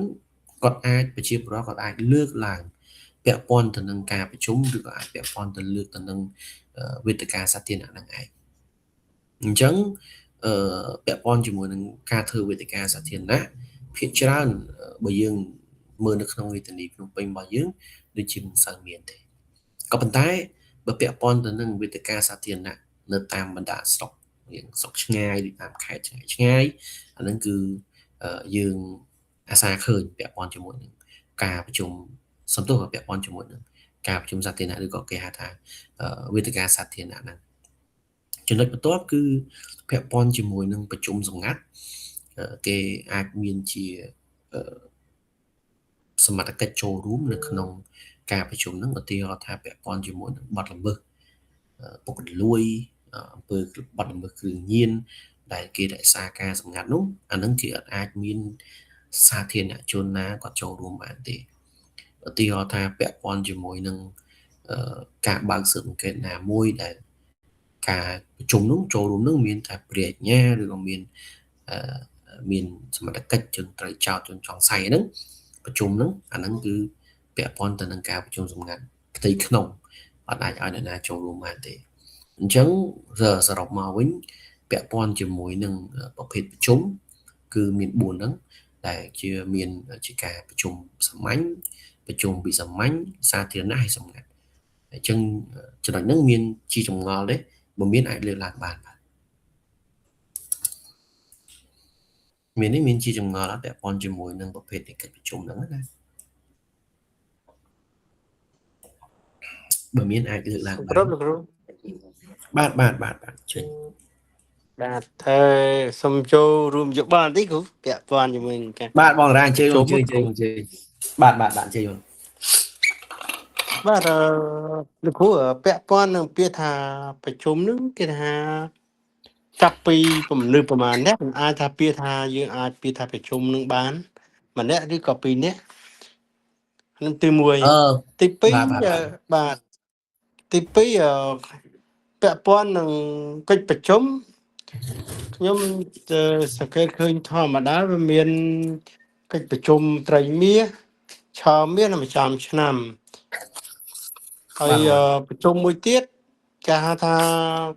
ប្រជុំចង្អៀតអានេះជាលក្ខណៈថាបច្ចេកទេសឬក៏លក្ខណៈប្រជុំនោះដោះស្រាយរបៀបនៃវារបៀបម៉េចទៅគ្រូឡើងនឹងមួយទៀតពាក់ព័ន្ធមួយទៀតប្រជុំការងារចំពោះកិច្ចអាហ្នឹងមានន័យថាម៉េចគ្រូអស់ហ្នឹងគេថាខ្ញុំចង់បានគ្រូជួយបញ្យល់បន្តិចវានៅមិនសពេចសពិលទេគ្រូ បាទពាក់ព័ន្ធជាមួយនឹងកិច្ចប្រជុំយើងអាចហៅថាកិច្ចប្រជុំបានចាប់ពី2នាក់ឡើងទៅប្រជុំបានហើយមានន័យថាការប្រជុំគឺជាការប្រមូលនៅមតិយោបល់ឬក៏ការដោះស្រាយបញ្ហាណាមួយឬក៏បង្ហាញពីគោលគំនិតនៅក្នុងការយល់ឃើញរបស់ម្នាក់ដើម្បីមានមូលដ្ឋាននៅក្នុងការងាររបស់គាត់ឬក៏នៅក្នុងដំណើរការអង្គភាពរបស់គាត់ជួនកាលតែដឹកនាំគាត់ប្រជុំតែត្រឹមប្រធានការឡៃម្នាក់ឬ2នាក់ក៏អាចគេហៅថាការប្រជុំដែរឬក៏អាចការប្រជុំធម្មតាដើម្បីពិនិត្យទៅលើវឌ្ឍនភាពការងារនឹងចំនួនទី1សំណួរទី2ដែលបងបានលើកឡើងថាការកិច្ចប្រជុំត្រីមាសត្រីអីហ្នឹងអាហ្នឹងជាទូទៅគឺគេប្រជុំឲ្យដើម្បីឲ្យដឹងថាវឌ្ឍនភាពការងាររបស់គាត់ហ្នឹងវាស្របទៅនឹងផែនការដែលគាត់បានដាក់ដែរឬអត់ឬក៏ថ្នាក់ដឹកនាំមួយចំនួនឧទាហរណ៍ថានៅក្នុងការឡៃផែនការឬក៏ឡៃបុគ្គលិកគាត់ត្រូវធ្វើយ៉ាងខ្លះតាមផែនការរបស់គាត់នៅក្នុងការឡៃហ្នឹងអញ្ចឹងគាត់ត្រូវប្រជុំពីវឌ្ឍនភាពរបស់គាត់តើវឌ្ឍនភាពរបស់គាត់ហ្នឹងដំណើរការដល់ណាហើយអញ្ចឹងហើយគេអាចចែកបានគេបានលើកឡើងថាជាការប្រជុំត្រីមាសឆមាសប្រចាំឆមាសអញ្ចឹងហើយសំណួរចុងក្រោយមិញបងចង់សួរមិញខ្ញុំចង់ភ្លេចសំណួរបងសំណួរចុងក្រោយឲ្យបងសួរមិញប្រជុំចង្អៀតបងហ៎បាទប្រជុំចង្អៀតបាទពាក់ព័ន្ធជាមួយប្រជុំចង្អៀតជាទូទៅការប្រជុំសមាជិកមិនច្រើនទេគឺគេរើសតាអ្នកជំនាញហើយការងាររបស់គាត់នឹងជាការងារសំខាន់អាហ្នឹងគេរើសការគេហៅថាការប្រជុំចង្អៀតការប្រជុំចង្អៀតវាប្រៀបដូចជាការរើសចង្អៀតដែររើសមន្ត្រីបេក្ខភាពមន្ត្រីរាជការចង្អៀតដែរមានន័យថាគាត់រើសយកតាអ្នកខ្លឹមឧទាហរណ៍ថាដូចការកន្លងមកការរើសមន្ត្រីរាជការចូលប្រឡងគយគាត់រើសតែមន្ត្រីដែលមានក្របខ័ណ្ឌដែលឡែកមន្ត្រីដែលគាត់អត់ក្របខ័ណ្ឌអត់រើសចូលទេអាហ្នឹងគេហៅរើសចង្អៀតអញ្ចឹងការប្រជុំចង្អៀតវាដូចគ្នាវាអត់ខុសគ្នាទេបងជាការងារដែលសំខាន់ជាការងារដែលបន្ទាន់ហើយអ្នកដែលត្រូវធ្វើការងារហ្នឹងតែប្រហែលអ្នកទេដែលគាត់ដឹងរឿងហ្នឹងអាហ្នឹងគឺយើងអាចនិយាយបានថាជាការប្រជុំសម្ងាត់ក៏បានឬក៏អាចជាការប្រជុំចង្អៀតហ្នឹងក៏បានដែរនៅក្នុងការកិច្ចប្រជុំមួយអញ្ចឹងវាអាស្រ័យទៅលើប្រធានបទឬក៏ពាក់ព័ន្ធជាមួយនឹងករណីដែលគេលើកឡើងនៅក្នុងការប្រជុំអញ្ចឹងណាបងតោះនេះបងបាទលោកគ្រូបាទមានតែប៉ុណ្្នឹងមកពាក់ព័ន្ធជាមួយនឹងអ្វីដែលសំណួរបងលើកឡើងមានបន្ថែមទៀតនៅមួយសំណួរទៀតលោកគ្រូពាក់ព័ន្ធជាមួយនឹងកិច្ចប្រជុំចំពោះកិច្ចគ្រូចំពោះកិច្ចបងណាចំពោះកិច្ចឬក៏ចំពោះមុខបងបាទលោកគ្រូប្រជុំចំពោះកិច្ចឬក៏ចំពោះមុខដែរបងបាទចំពោះក្រសួង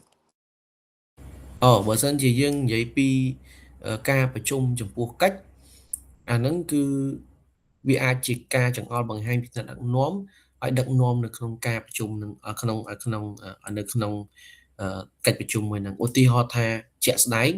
អានឹងជាករណីជាក់ស្ដែងតែម្ដងដូចកន្លងមកប្រទេសកម្ពុជាយើងអត់មានបាន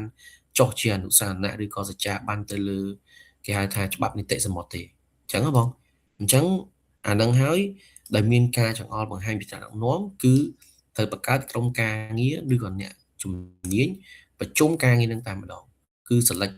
យកទៅឈ្មោះចំពោះកិច្ចដើម្បីសម្រូតឬក៏សម្រួចការងារនឹងឲ្យបានឆាប់រហ័សតាមដែលទៅធ្វើបានខ្ញុំចង់បញ្ជាក់កន្លែងហ្នឹងកិច្ចចំពោះមុខហ៎បងអាហ្នឹងគឺមានការចង្អុលបង្ហាញពីថ្នាក់ដឹកនាំតែម្ដងករណីហ្នឹងត្រូវតែប្រជុំឲ្យបានឆាប់រហ័សទៅលើជំនាញរបស់យើងឲ្យបានទៀងទាត់ហើយពាក់ព័ន្ធជាមួយនឹងការប្រជុំនីតិសមុទ្រនឹងផងដែរអាហ្នឹងគឺមានក្រុមការងារតាមអង្គភាពស្ថាប័នហើយក៏អត់ច្រើនទេយ៉ាងច្រើនហ្នឹងមានថ្នាក់ដឹកនាំទទួលបន្ទុកម្នាក់អ្នកឬក៏អាចជាសហប្រធានឬក៏សប្រធានតែម្នាក់ទេហើយនឹងអង្គភាពស្ថាប័នដែលពាក់ព័ន្ធគឺគាត់ប្រជុំចំពោះកិច្ចអញ្ចឹងនៅពេលណាដែលគាត់ធ្វើរួចរាល់គាត់រុញការងារហ្នឹងទៅឲ្យថ្នាក់ដឹកនាំតែម្ដងធ្វើជារបាយការណ៍ការដឹកនាំតែម្ដងអាហ្នឹងគឺមានការបញ្ជាថ្នាក់ដឹកនាំផ្ទាល់គេហៅថាប្រជុំចំពោះកិច្ចអញ្ចឹងហ៎បង បាទអរគុណលោកគ្រូយល់លោក បាទអញ្ចឹងពាក់ព័ន្ធជាមួយនឹងអ្វីដែលបងលើកឡើងគឺមានតែប៉ុណ្្នឹងទេហើយមានជាសំណួរឬក៏មានជាយោបល់អាចលើកឡើងបន្ថែមទៀតបានណាមានជាសំណួរទៀតទេបាទមានទេបើសិនជាអត់មានទេអាហ្នឹងខ្ញុំចូលទៅចំណុចបន្តតែម្ដងចំណុចបន្ទាប់នៅក្នុងកិច្ចប្រជុំមួយឬក៏ការធ្វើសិក្ខាសាលាណាមួយគួរតែមាន3ចំណុចតែទី1ពាក់ព័ន្ធជាមួយនឹងការងារទី2ពាក់ព័ន្ធជាមួយនឹងពេលវេលាហើយនិងទុនធានអញ្ចឹងដូចតែលបងគាត់បានលើកឡើងមុនមកអញ្ចឹងពាក់ព័ន្ធជាមួយនឹងកិច្ចប្រជុំឬក៏អង្គសិក្ខាសាលាគឺវាចូលទៅក្នុងចំណុចការងារដែលនៅក្នុងនោះគឺវាមានពាក់ព័ន្ធទៅនឹងមានមុនដំណើរការក្នុងរយៈពេលដំណើរការនិងក្នុងការបញ្ចប់អញ្ចឹងពាក់ព័ន្ធជាមួយនឹងចំណុចមុនហើយនឹងដំណើរការនិងបញ្ចប់ដំណើរការហ្នឹងចំណុចទី1ដូចលបងបានលើកឡើងអញ្ចឹងតាមមុនដំណើរការហ្នឹងគាត់ត្រូវធ្វើបែបម៉េចគាត់ត្រូវមានជា MC ឬក៏គាត់ត្រូវតែមានអ្នកធ្វើជារបាយការណ៍សង្ខេបនៅក្នុងការលើកឡើងការក្នុងកិច្ចប្រជុំនឹងមួយណាអញ្ចឹងគាត់ត្រូវមានរៀបចំជាលេខាកត់ត្រាដើម្បីគាត់ធ្វើជាកណ្ដោតហេតុឬក៏ជារបាយការណ៍ឬក៏គេហៅថាលេខាកត់ត្រានៅក្នុងកិច្ចប្រជុំអញ្ចឹងពាក់ព័ន្ធជាមួយនឹងការងារប្រជុំពេលមុនគឺយើងត្រូវរៀបចំ flow ការងារហ្នឹងឲ្យបានល្អដើម្បីកុំឲ្យមានភាពរញ៉េរញ៉ៃនៅក្នុងការដំណើរការនៃកិច្ចប្រជុំឬក៏យើងអាចមានជាអ្នកសម្របសម្រួលក៏បានដែរនៅក្នុងចំណុចទី2គឺយើងពាក់ព័ន្ធជាមួយនឹងដំណើរការគឺយើងអាចមានដំណើរការក្នុងកិច្ចប្រជុំហ្នឹងយើងអាចមានជាការរៀបចំជាការអ្នកសម្របសម្រួលកន្លែងអង្គុយឬក៏អាចមានជាការសម្របសម្រួលនៅក្នុងការលើកឡើងឬក៏មានការជំរុញឲ្យមានការពិភាក្សាគ្នាក្នុងដំណើរការប្រជុំឬក៏ការលើកឡើងរបស់បុគ្គលម្នាក់ៗថានៅក្នុងសិក្ខាសាលាមកថាអង្គប្រជុំទេអាហ្នឹងគឺត្រូវតែមានអ្នកសម្របសម្រួលហើយពាក់ព័ន្ធជាមួយនឹងចំណុចបន្ទាប់គេហៅថាការប្រជុំសំទោសពាក់ព័ន្ធជាមួយនឹងចំណុចបញ្ចប់ហ្នឹងអាហ្នឹងគឺត្រូវមានការកត់ត្រាឬក៏មានការកិច្ចការងារផ្សេងៗទៀតការបញ្ជាក់ពាក់ព័ន្ធជាមួយនឹងជាសំណួរចម្លើយអីហ្នឹងទៅអាហ្នឹងតាមជាក់កាន់តែជាក់ស្ដែងនៅក្នុងកិច្ចប្រជុំបាទមានសំណួរទេបាទមានសំណួរមែនបាទមានជាសំណួរមែនឬក៏មិនទេបាទបើអត់ទេនឹងទៅមុខទៀតពាក់ព័ន្ធជាមួយនឹងពេលវេលា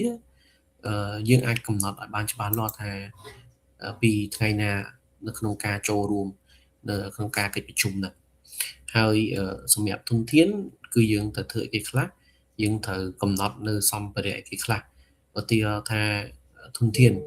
នៅក្នុងការលើកផែនការណាមួយគឺយើងលើកយកមកធ្វើអីជាសិក្ខាសាលាអ្នកចូលរួមប្រមាណអ្នក ណាយើងត្រូវចំណាយទៅលើគេខ្លះជាទឹកសុទ្ធជាប៊ិចជាសភៅឬក៏ជាឯកសារជា hard copy ណាសម្រាប់នៅក្នុងការធ្វើឲ្យដំណើរការនឹងកិច្ចប្រជុំឬក៏អីមួយនឹងដំណើរការបានល្អពាក់ព័ន្ធជាមួយនឹងសម្ភារៈដូចគ្នាដែលខ្ញុំបញ្ជាក់ចូលទៅមិញហ្នឹងដែរហើយនឹងថវិកាគឺយើងផ្ដោតទៅលើការចំណាយការចំណូលអីផ្សេងៗចឹងទៅពាក់ព័ន្ធជាមួយនឹងការទូទាត់ជាប្រភេទនឹងកិច្ចប្រជុំពួកពេលខ្លះវាអាចមានជាអាហារសម្រន់អីចឹងដែរហើយអានេះគឺជាអ្វីដែលខ្ញុំបានលើកឡើងមិញពាក់ព័ន្ធជាមួយនឹងកិច្ចការក្នុងប្រជុំហើយយើងមានជាប្រភេទគោលបំណងការកំណត់របៀបបរិយាអីផ្សេងៗដែលខ្ញុំបានបញ្យល់មុនហ្នឹងហើយមានការលិខិតអញ្ជើញចូលរួមនិងការកត់ត្រាអីនេះការរៀបចំបន្ទប់អញ្ចឹងអានេះគឺជាកិច្ចការមុនប្រជុំហើយជាអ្វីដែលលោកបងគាត់បានលើកឡើងមុនហ្នឹងគឺចូលទៅក្នុងចំណុចកិច្ចការមុនប្រជុំទេតែអ្វីដែលគាត់លោកបងបានលើកឡើងក៏ជាការត្រឹមត្រូវដែរមិនខុសទេពាក់ព័ន្ធជាមួយនឹងករណីហ្នឹងនៅក្នុងការរៀបចំទីកន្លែងប្រជុំយើងឃើញមានច្រើនជាប្រភេទដូចជា theater classroom អីចឹងទៅអញ្ចឹងពាក់ព័ន្ធជាមួយនឹងការរៀបចំប្រភេទកិច្ចប្រជុំហ្នឹងបើយើងនិយាយអំពីដំណើរការនៅក្នុងការប្រជុំនៅក្នុងអង្គភាពគឺមានប្រភេទជា U shape អាហ្នឹងគឺក្នុងការរៀបចំបច្ចុប្បន្ននៅក្នុងអង្គភាពក្នុងស្ថាប័នក្រសួងនៅពេលកិច្ចរៀបចំកិច្ចប្រជុំហើយពាក់ព័ន្ធជាមួយនឹង classroom នេះហ្នឹងគឺយើងធ្លាប់ឃើញថ្នាក់រៀនបន្ទប់យើងរៀនហើយសម្រាប់ប្រភេទជាយើងរៀបជា team មានជាតុមូលមកតុ10នាក់អីហ្នឹងជាទូទៅការរៀបចំបែបហ្នឹងច្រើនតែការរៀបចំសិក្ខាសាលាដែលយើងទៅឃើញរៀបចំសិក្ខាសាលាហ្នឹងមានគេប្រជុំ10នាក់ដើម្បីងាយស្រួលនៅក្នុងការពិភាក្សាកិច្ចការងារឬក៏ពាក់ព័ន្ធទៅនឹងប្រធានបទណាមួយពាក់ព័ន្ធមួយផ្លូវច្បាប់ពាក់ព័ន្ធជាមួយនឹងការលើកឡើងនៅធាតុចូលអីផ្សេងៗហ្នឹងគឺពាក្យច្រើនគឺគេប្រើជាប្រភេទបែបនេះហើយពាក់ព័ន្ធជាមួយនឹងចំណុច conference នេះគឺយើងឃើញធ្លាប់មានការកិច្ចប្រជុំរវាងកម្ពុជាហើយថៃថ្មីនេះពាក់ព័ន្ធជាមួយបញ្ហាព្រំដែនគឺគេរៀបជា conference អញ្ចឹងសរុបមកវិញនៅក្នុងការអនុវត្តបច្ចុប្បន្ននៅក្នុងការរៀបចំទីតាំងយើងមាននៅក្នុងចំណុចទី1 theater USEP classmate ហ្នឹងអាហ្នឹងគឺការរៀបចំបច្ចុប្បន្នគឺវាមានប្រមាណចំណុចហ្នឹងអញ្ចឹងការរៀបចំទីតាំងប្រជុំវាអាស្រ័យទៅតាមបរិបទដែរយើងមិនមែនជាតែរៀបទេអញ្ចឹងណាហើយពាក់ព័ន្ធជាមួយនឹងចំណុចបន្ទាប់គឺយើងនិយាយអំពីកិច្ចការនៅក្នុងអង្គប្រជុំគឺដែលខ្ញុំបានបញ្ជាក់ខាងលើមករួចហើយដែរគឺខ្ញុំសរុបរួមអានេះគ្រាន់តែជា slide បន្ថែមពីលើចំណុចហ្នឹងទេអញ្ចឹងនៅក្នុងកំឡុងនៃការអង្គប្រជុំហ្នឹងយើងមានប្រហែលចំណុចដែលយើងបានរៀបរាប់ហ្នឹងហើយចំណុចទាំងអស់ហ្នឹងយើងអាចកត់ត្រាទុកព្រោះនៅពេលដែល assignment របស់យើងគឺមានពាក់ព័ន្ធជាមួយនឹងការងារទាំងអស់ហ្នឹងយើងត្រូវរៀបរាប់មកស្លាប់លោកគ្រូអត់លឺឥឡូវលឺច្បាស់បាទលឺច្បាស់ប្រហែលជាមកពីមិចខ្ញុំមិនដឹងលឺច្បាស់បាទលឺច្បាស់ណាស់បងលឺច្បាស់ណាស់បងហេឡូលើច្បាស់ធម្មតាលោកគ្រូអូខេប្រហែលជាអាចមកពីមិចរបស់ខ្ញុំឆ្ងាយពីខ្ញុំទៅអញ្ចឹងពាក់ព័ន្ធជាមួយនឹងកិច្ចការអំឡុងប្រជុំហ្នឹងគឺមានប្រមាណចំណុចហ្នឹងដែលយើងអាចកត់ត្រាទុកទៅយើងអាច screenshot ទុកដូចជានៅក្នុងកិច្ចការប្រជុំនេះយើងអាច screenshot ទុកមួយទៅហើយនៅក្នុងចំណុចមួយទៀតពាក់ព័ន្ធជាមួយនឹងកិច្ចការអំឡុងពេលប្រជុំក៏យើង screenshot ទុកមួយដែរទៅដើម្បីជាមូលដ្ឋាននៅក្នុងការរៀបចំ assignment របស់យើងហើយនៅក្នុងចំណុចចុងក្រោយពាក់ព័ន្ធទៅនឹងការកិច្ចប្រជុំនឹងផងដែរក្រោយពីបញ្ចប់កិច្ចប្រជុំអ្នករៀបចំកណ្ដាលក៏ត្រូវមានជាកណ្ដាលហេតុសង្ខេបដែលពាក់ព័ន្ធជាមួយអង្គប្រជុំហ្នឹងតើគេចង់បានគេបានអីខ្លះ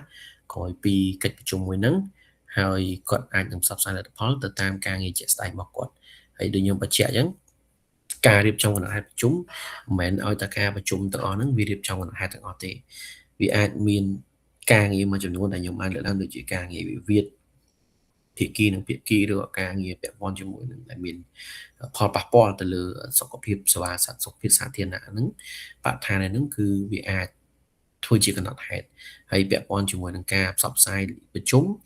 លទ្ធផលប្រជុំគឺជាការចំណុចសំខាន់ដែលអ្នកកត់ត្រានិងអ្នក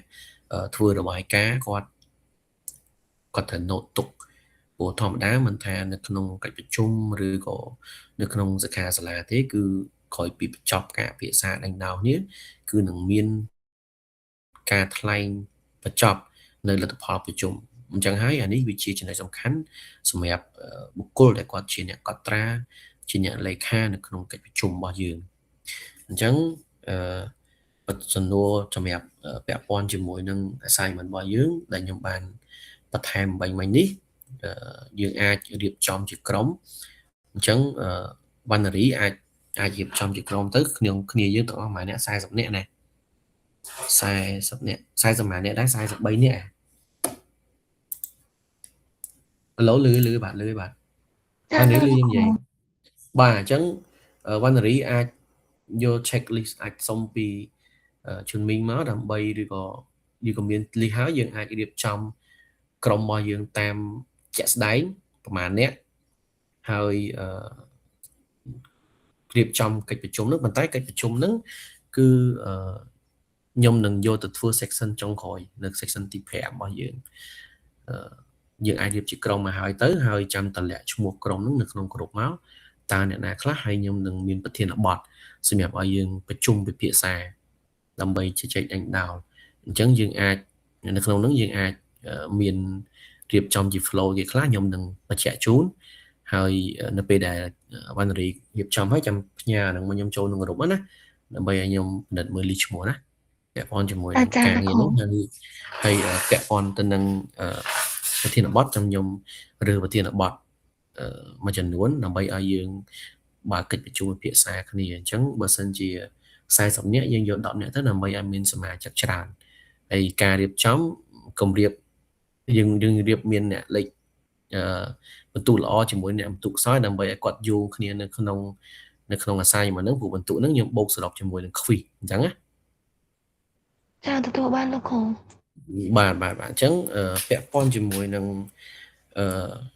នៅក្នុងមេរៀនទី1ហ្នឹងគឺអស់ហើយគឺចប់ហើយត្រឹមចំណុចត្រឹមកិច្ចប្រជុំហ្នឹងហើយ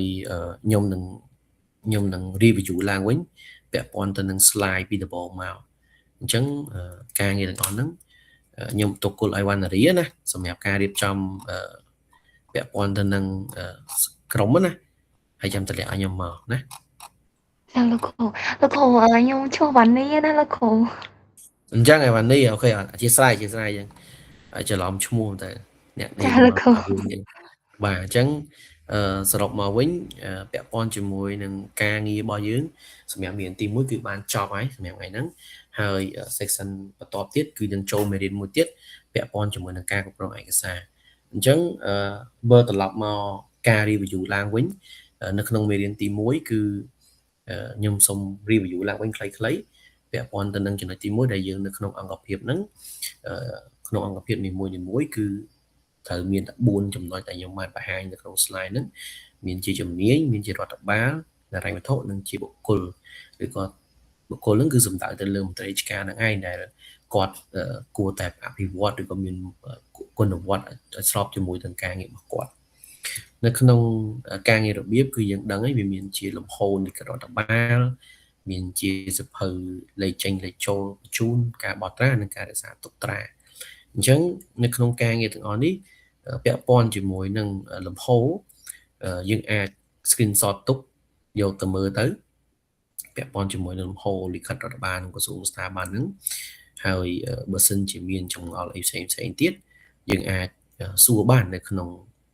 ក្រុម Telegram ណាហើយសម្រាប់ slide ខ្ញុំសូមបញ្ជាក់តិចពាក់ព័ន្ធមួយ slide នៅពេលដែល section ចប់មេរៀនការគ្រប់គ្រងឯកសារការឡើយទៅខ្ញុំតម្លាក់ slide នឹងជូនណានេះគឺជាពាក់ព័ន្ធជាមួយនឹងក្នុងលំហរដ្ឋបាលហើយនិងលំហក្រសួងស្ថាប័នអញ្ចឹងពាក់ព័ន្ធជាមួយចំណុចហ្នឹងមានជាសំណួរបើមានជាសំណួរអាចសួរឥឡូវបានក៏បានឬក៏យើងអាចចាំទៅក្នុងសួរតាម Telegram ក៏បានដែរបញ្ហាទេពាក់ព័ន្ធជាមួយលំហរដ្ឋបាលឃើញលោថ្ងៃប្រជុំសុំទោសថ្ងៃបរិញ្ញាបត្រដំបូងរៀងរអាក់រអួលអញ្ចឹងបញ្យល់អត់ច្បាស់អញ្ចឹងអាចសួរបានតោះនេះអញ្ចឹង ចាតលោកគ្រូ អូខេអញ្ចឹងបើអត់មានទេខ្ញុំទៅចំណុចបន្ទាប់ពាក់ព័ន្ធជាមួយនឹងការបោះត្រាយើងដឹងហើយថាការបោះត្រានៅក្នុងលិខិតរដ្ឋបាលគឺបោះត្រានៅផ្នែកខាងឆ្វេង1 2 3ហើយពាក់ព័ន្ធនឹងការបោះត្រាដែរបើសិនជាយើងការបោះត្រារបស់យើងនឹងវាផ្ដោតទៅលើការបោះត្រាទៅលើលិខិតបទដ្ឋានយុត្តឬក៏ច្រើនសន្លឹកអាហ្នឹងគឺយើងបោះខាងឈៀងខាងស្ដាំហើយយើងអត់ត្រូវបោះទៅលើហត្ថលេខាទេយើងត្រូវចាំហើយមួយវិញទៀតបើសិនជាយើងចង់ដឹងថាការបោះត្រាអ្វីដែលខ្ញុំលើកឡើងនឹងត្រូវខុសយើងអាចទៅមើលតាមប្រកាសឬក៏អាចទៅមើលទៅជាច្បាប់ឬក៏ជាពាក្យក្រមជាពាក្យតែច្រើនពន្ពណ៌ឡើងទៅណាអាហ្នឹងគឺគេមានបញ្ជាក់យើងអាចមើលចាក់នៃជាក់ស្ដែងបានហើយចំណុចបន្ទាប់នៅក្នុង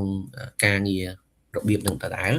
បើយើងនិយាយពីការងាររដ្ឋបាលគឺយើងត្រូវមានលិខិត3សភៅទោសពាក់មិនលិខិត3ទេគឺមានសភៅលិខិត3គឺមានជាសភៅលិខិតចូលមានជាសភៅលិខិតចេញនិងសភៅលិខិតបញ្ជូនអញ្ចឹងពាក់ព័ន្ធជាមួយកិច្ចការរដ្ឋបាលយុទ្ធនាការរដ្ឋបាលឬក៏ការរដ្ឋបាលគឺយើងត្រូវមានសភៅ3ហ្នឹងនៅក្នុងការបញ្ជូននៅឯកសារផ្សេងដែលចេញពីការឡៃរបស់យើងឬក៏ចេញពីនយោបាយរបស់យើងហើយពាក់ព័ន្ធជាមួយនឹងការរក្សាទុកត្រានេះដែរគឺយើងត្រូវចាំដែរថាមិនមែនជាការរក្សាទុកត្រាបច្ចុប្បន្នតាមខុទ្ទកាល័យទេវាខុសវាអត់ត្រូវជាមួយនឹងសារាចររបស់រដ្ឋាភិបាលទេអញ្ចឹងពាក់ព័ន្ធជាមួយនឹងការពាក់ព័ន្ធជាមួយនឹងការរក្សាទុកត្រាហ្នឹងយើងត្រូវចាំថាគឺរក្សាទុកនៅអគ្គនាយកដ្ឋានរដ្ឋបាលឬក៏នាយកដ្ឋានរដ្ឋបាលផ្អែកទៅតាមសារាចរលេខ02របស់រាជរដ្ឋាភិបាលឆ្នាំ2003ចំណុចបន្ទាប់ពាក់ព័ន្ធជាមួយនឹងការប្រើប្រាស់ទឹកត្រាហ្នឹងដែរគឺយើងប្រើប្រាស់តែពីរទេគឺត្រាក្រហមត្រាខៀវអត់មានត្រាបៃតងទេនៅក្នុងលើលិខិតរដ្ឋបាល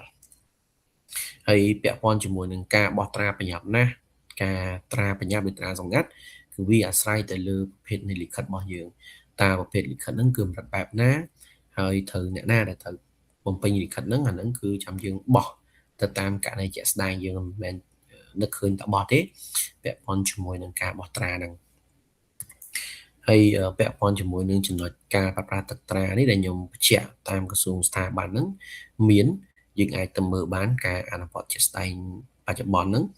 ឬក៏អាចមានក្រសួងស្ថាប័នខ្លះមួយចំនួនគាត់អាចកែប្រែទឹកត្រារបស់គាត់ក៏ថាបានដែរអញ្ចឹងយើងអាចទៅតាមដានករណីជាក់ស្ដែងបាននៅលើលិខិតរដ្ឋបាល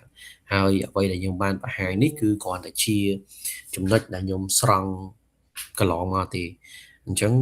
យើងអាចទៅមើលការអនុវត្តជាក់ស្ដែងព្រោះអ្វីដែលខ្ញុំលើកឡើងវាអាចមានការកែប្រែខ្លះវាមិនទាំងស្រុងទេហើយពាក់ព័ន្ធទៅនឹងលិខិតរដ្ឋបាលយើងដឹងហើយវាមានច្រើនប្រភេទដែរវាមានលិខិតស្នើលិខិតជូនដំណឹងដែលខ្ញុំបានបង្ហាញហ្នឹងហើយនៅក្នុងពាក់ព័ន្ធជាមួយនឹងលិខិតតើមានជាសំណួរដែរឬអត់ព្រោះដោយសារវាវាងវែងណាស់អញ្ចឹងបើសិនជាមានជាសំណួរអាចសួរមកបានប្រភេទលិខិតសំណួរលើសំទោសប្រភេទជាលិខិតរដ្ឋបាលណាបើមានអាចសួរមកបានមានជាចុងមកហើយកន្លងខ្ញុំបញ្ចូលទៅមានការខ្វះខាតអាចលើកសួរមកបានព្រោះនេះវាងវែងដែរមានទេបើមានជាសំណួរបាទបាទលោកគ្រូខ្ញុំសូមសាកសួរបន្ថែមជាពាក់ព័ន្ធជាមួយនឹងប្រភេទដីកាលោកគ្រូខ្ញុំរៀងអត់បាទពាក់ព័ន្ធមួយដីកាអូខេអាចសួរបានសូមលោកគ្រូជួយបញ្ជាក់បន្ថែមពាក់ព័ន្ធមួយដីកាអមដីកាបញ្ជូនហើយមានបើតាមខាងក្រសួងយុទ្ធធម៌មានដីកាក៏ហៅដីកាអីយ៉ាងរបៀបចឹងតែចាអាហ្នឹងពាក់ព័ន្ធជាមួយនឹង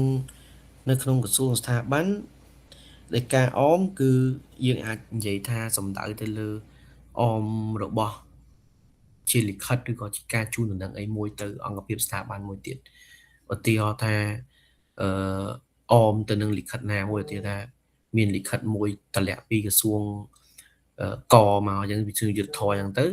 អញ្ចឹងគាត់មានដីកាអមមកជាមួយភ្ជាប់មួយគេខ្លះពីទូទៅការប្រើប្រាស់ដីកាអមហ្នឹងមានតិចមានច្រើនពីមុនណាគេអាចប្រើប្រាស់ពីរលើកឡើងមកអញ្ចឹងវាមានអាចដីកាអមឬក៏ដីកាបញ្ជូនជួនកាលក្រសួងខ្លះគេអត់ប្រើដីកាបញ្ជូនគេប្រើដីកាអម អ្នកខ្លះទៀតគេអត់ប្រើដីកាអមគេប្រើដីកាបញ្ជូនអញ្ចឹងអាដីកាអមដីកាបញ្ជូននោះវាគ្រាន់តែជាទម្រង់ជា block note មួយដើម្បីអមជាមួយឲ្យដឹងថាឯកសារហ្នឹងគេភ្ជាប់មកគេខ្លះយើងដែរឃើញថានៅក្នុងតែនៅពេលដែលយើងធ្វើឯកសារផ្សេងៗនៅពេលដែលធ្វើដីកាអមហ្នឹងគឺសញ្ញាត្រឹមតែអគ្គលេខាធិការដ្ឋានឬក៏អាចលឿនហ្នឹងទៅតាមចែកជាក់ស្ដែងក៏ប៉ុន្តែបើការអនុវត្តកន្លងមកគឺត្រឹមតែអគ្គលេខាធិការដ្ឋានឬក៏អគ្គលេខាធិការរងទេអញ្ចឹងអាដីកាអមហ្នឹងគេអត់មាននិយាយច្រើនទេគ្រាន់តែគេដីកាអមហ្នឹងបញ្ជូនទៅអ្នកណាទី1ទី2ខ្លឹមសារហ្នឹងគឺគាត់ដកស្រង់តកម្មវត្ថុនៅក្នុងលិខិតទេគ្រាន់តែភ្ជាប់ទៅជូនជាមួយនឹងទេដើម្បីឲ្យមានភាពងាយស្រួលឧទាហរណ៍ថាដូចពាក់ព័ន្ធទៅនឹងរបាយការណ៍អញ្ចឹងឧទាហរណ៍ថាបើសិនជាត្រូវការរបាយការណ៍ក្រសួងណាមួយដើម្បីយកមកផ្ទៀងផ្ទាត់គ្នា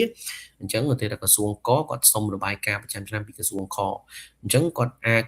ធ្វើលិខិតស្នើសុំរបាយការណ៍ប្រចាំឆ្នាំទៅអញ្ចឹងនៅពេលណាដែលក្រសួងខគាត់ទទួលបានលិខិតហ្នឹងគាត់នឹងធ្វើដីកាអមួយភ្ជាប់ជាមួយនឹងរបាយការណ៍ហ្នឹងមកតែម្ដងឬក៏អាចប្រើជារូបភាពដីកាបញ្ជូនតែបើយើងមើលឃើញនៅក្នុងក្រសួងយុទ្ធសាស្ត្រដែលលើកថាដីកាកោះហើយដីកាអញ្ជើញហ្នឹងអាហ្នឹងវាអាចចូលទៅក្នុងបែបបទតុលាការវិញព្រោះហ្នឹងគឺមានប្រភេទដីការបស់គេអញ្ចឹងណាតែបើខ្ញុំសម្រាយបញ្ចូលមកដីកាអមដីកាបញ្ជូនវាអត់ខុសគ្នាទេវាគ្រាន់តែមួយការប្រើប្រាស់ពាក្យពេចន៍វាអាចផ្សេងខុសគ្នាតិចតួចតែប៉ុណ្្នឹងតែគ្រាន់តែត្រឡប់មកបុគ្គលមកអង្គភាពអញ្ចឹងទេតោះនេះអញ្ចឹងបាទលោកគ្រូកាលមុនខ្ញុំស្មានថាដីកាអមហ្នឹងមានន័យថាអាចផ្ញើទៅឋានៈគេធំជាងយើងអញ្ចឹងហើយដីកាបញ្ជូនអាចបញ្ជូនទៅខាងគ្រូខ្ញុំពីមុនខ្ញុំយល់ថាអញ្ចឹងលោកបាត់ខុសអត់អីទេអាហ្នឹងវាជាទូទៅគេវាអាស្រ័យទៅលើអ្នករៀបចំលិខិតទេប៉ុន្តែ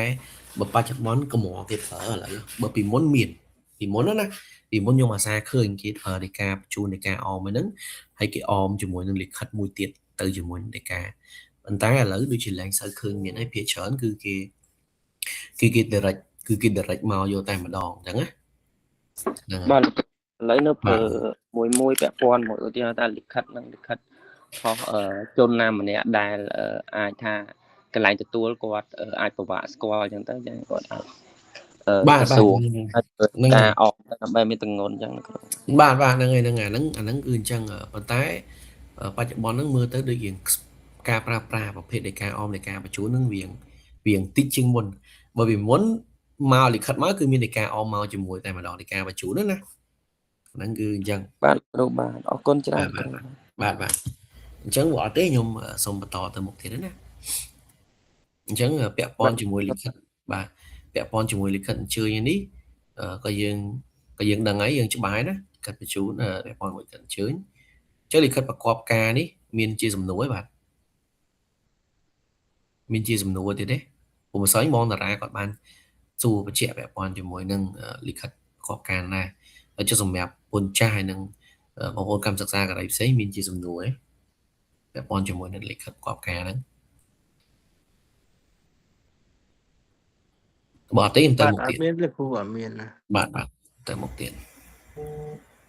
ចុះកំណត់បង្ហាញរឿងនេះមានជាសំណួរទេបាទពាក់ព័ន្ធនឹងការរៀបលិខិតពាក់ព័ន្ធនឹងកំណត់បង្ហាញរឿងបើអត់ទេខ្ញុំទៅមុខទៀតណាបើមានសំណួរសួរព្រោះដោយសារអ្វីដែលខ្ញុំបានរៀបចំនេះវាអាចមានចេញនៅក្នុងការប្រឡងបើយើងអត់ច្បាស់យើងអាចសួរបន្ថែមខ្ញុំសូមបញ្ជាក់បន្តិចខ្ញុំដោយសារខ្ញុំអត់បានចូលហើយពាក់ព័ន្ធជាមួយនឹងឧទ្ទេសនាមលោកគ្រូឧទ្ទេសនាមមានន័យថាអង្គភាពសម័យហ្នឹងគាត់អាចចេញឧទ្ទេសនាមបានអត់ឬក៏ដល់កម្រិតក្រសួងបានអាចចេញបានលោកគ្រូ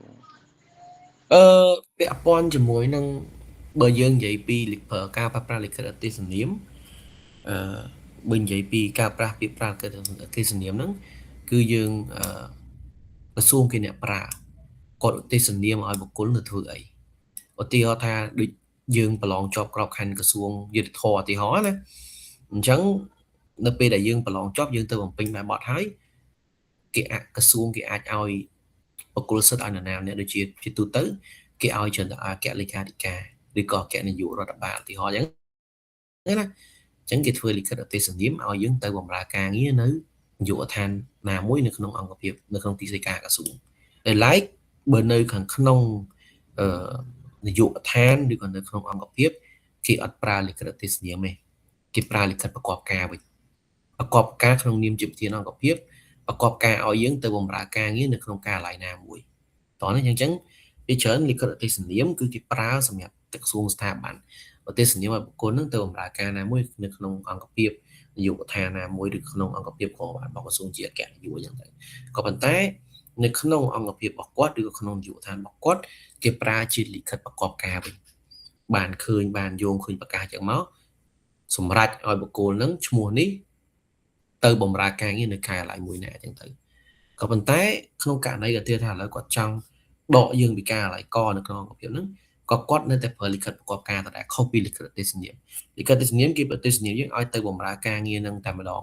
ព្រោះនៅពេលណាដែលយើងប្រឡងយើងច្បាស់ជារើសនាយកដ្ឋានទៅឯង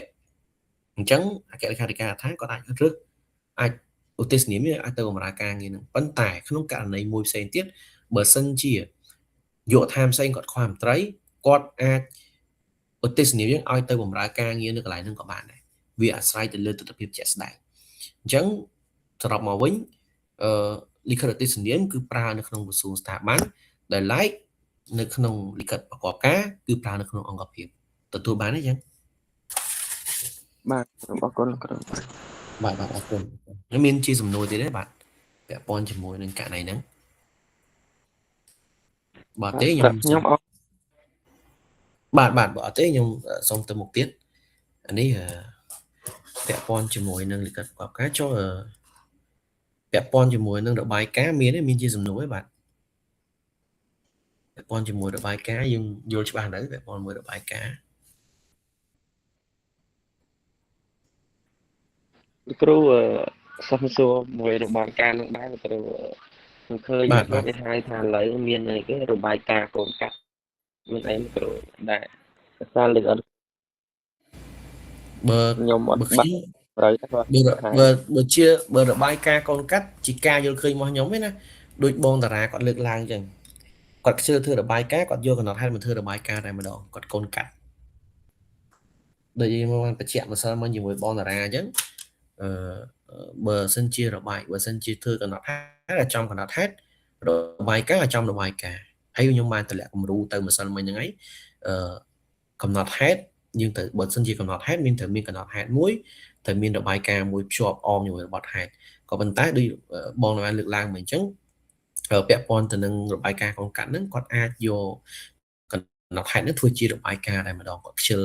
ធ្វើជារបាយការណ៍សង្ខេបអញ្ចឹងណាបង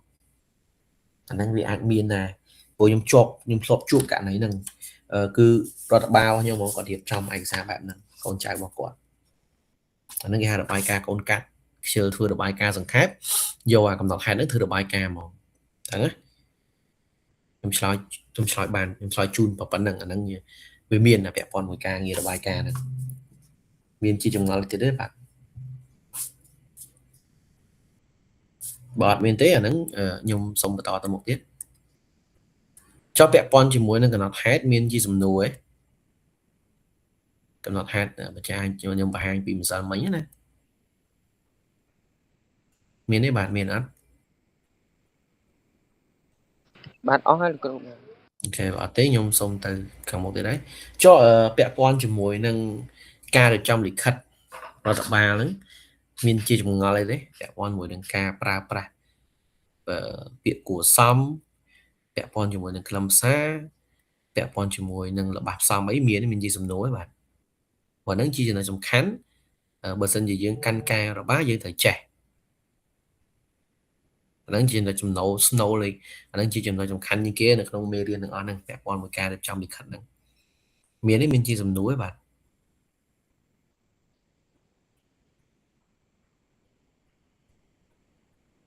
បើអត់ទេអាហ្នឹងខ្ញុំបន្តទៅមុខទៀតណាអញ្ចឹងពាក់ព័ន្ធជាមួយនឹងការដែលដំណងនេះដូចជាមានតែ3ហ្នឹងទេមានជាភាសាកាយវិការជាការនិយាយស្ដីហើយនិងជាលិខិតរដ្ឋបាលហើយចំណុចទាំងអស់នេះខ្ញុំគិតថាដូចជាមិនន័យទេចំណុចបន្ទាប់ពាក់ព័ន្ធជាមួយនឹងកិច្ចប្រជុំតើមានជាសំណួរបាទពាក់ព័ន្ធមួយកិច្ចប្រជុំណា មាននេះមានជាសំណួរអត់ព្រោះដោយសារដូចខ្ញុំនិយាយហើយនិយាយទៀតសារយ៉ាងមុនយើងគឺតែធ្វើពាក់ព័ន្ធនឹងអាហ្នឹងបើយើងមានសំណួរអាចសួរបន្ថែមមកបានមាននេះមានជាសំណួរឯបាទ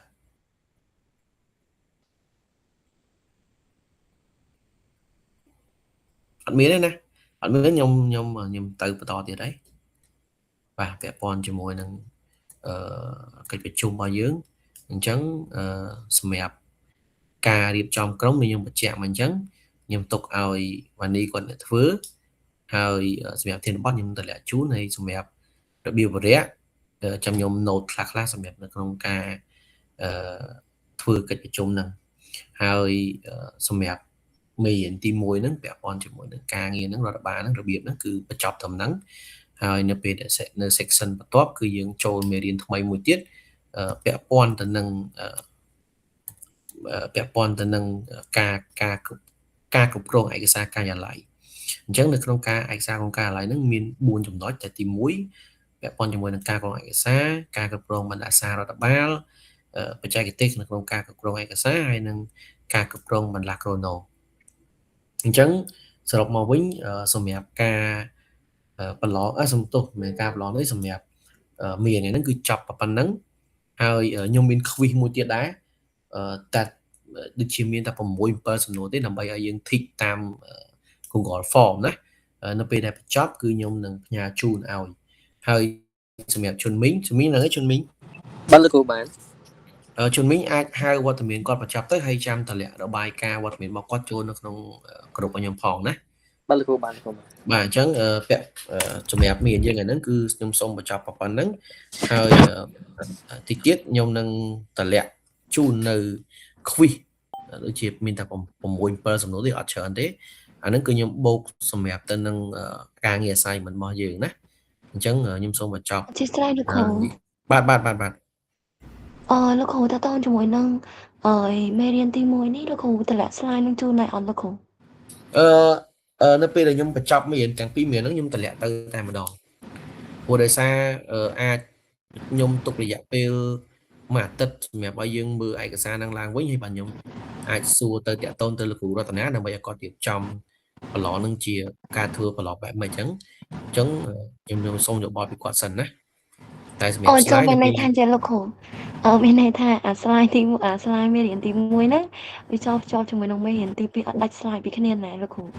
បាទខ្ញុំដាក់ភ្ជាប់ជាមួយគ្នាអញ្ចឹងចាំខ្ញុំបញ្ចប់មេរៀនទី2ហ្នឹងខ្ញុំបញ្ជូនទៅទាំងអស់តែម្ដងប៉ុន្តែខ្ញុំទុកពេលឲ្យយើងសម្រាប់មើលមេរៀនឡើងវិញព្រោះដោយសារមេរៀនហ្នឹងវាច្រើនហើយពាក់ព័ន្ធចំណុចសំខាន់ក៏ច្រើនដែរអញ្ចឹងខ្ញុំអត់អាចតម្លាក់ឲ្យបានឥឡូវទេចាំពេលខ្ញុំចប់រួចរាល់មេរៀនទី2នេះខ្ញុំតម្លាក់ឲ្យតែម្ដងហើយ section ចុងក្រោយគឺយើងយកអាការត្រាប់ធ្វើការងារកិច្ចប្រជុំហ្នឹងជាបន្ទុ assignment បូកជាមួយនឹង quiz ដែលយើងធ្វើការពីម្សិលមិញហើយថ្ងៃហ្នឹងចូលគ្នាអញ្ចឹងណាហើយមួយទៀតពាក់ព័ន្ធជាមួយនឹងបន្ទុ quiz ថ្ងៃហ្នឹងខ្ញុំដាក់ជាប្រភេទ Google Form អញ្ចឹងខ្ញុំមិនដាក់ច្រើនទេខ្ញុំដាក់ត្រឹមតែ6ទៅ7ទេហើយនៅពេលដែលយើងធ្វើហើយវាអាចមានសំណួរខ្លះវាចេញ answer sheet ឲ្យយើងសំណួរខ្លះទៀតអត់មានទេហើយសម្រាប់បន្ទុយើងមិនបាច់បាញ់ចូលទៅក្នុងក្រុមទេដោយសារខ្ញុំមាន តម្រង់ Google Sheet របស់ខ្ញុំនៅក្នុងនឹងឲ្យស្រាប់ហើយអញ្ចឹងណាគឺមានតែប៉ុណ្្នឹងទេអញ្ចឹងជនមីងអាចហៅវត្តមានរបស់គាត់ទៅហើយខ្ញុំបញ្ចប់ប៉ុណ្្នឹងហើយខ្ញុំនឹងផ្ញើតម្លាក់ link Google Form ចូលទៅក្នុងក្រុមតែម្ដងអញ្ចឹងអរគុណជំរាបលាសូមថ្លែងគុំព្រះអង្គបាទហើយនឹងអរគុណដល់អ្នកគ្នាបាទអរគុណចំណានពរលេលោកគ្រូសុខសប្បាយកណាថ្លែងគុំលាគុំចាស់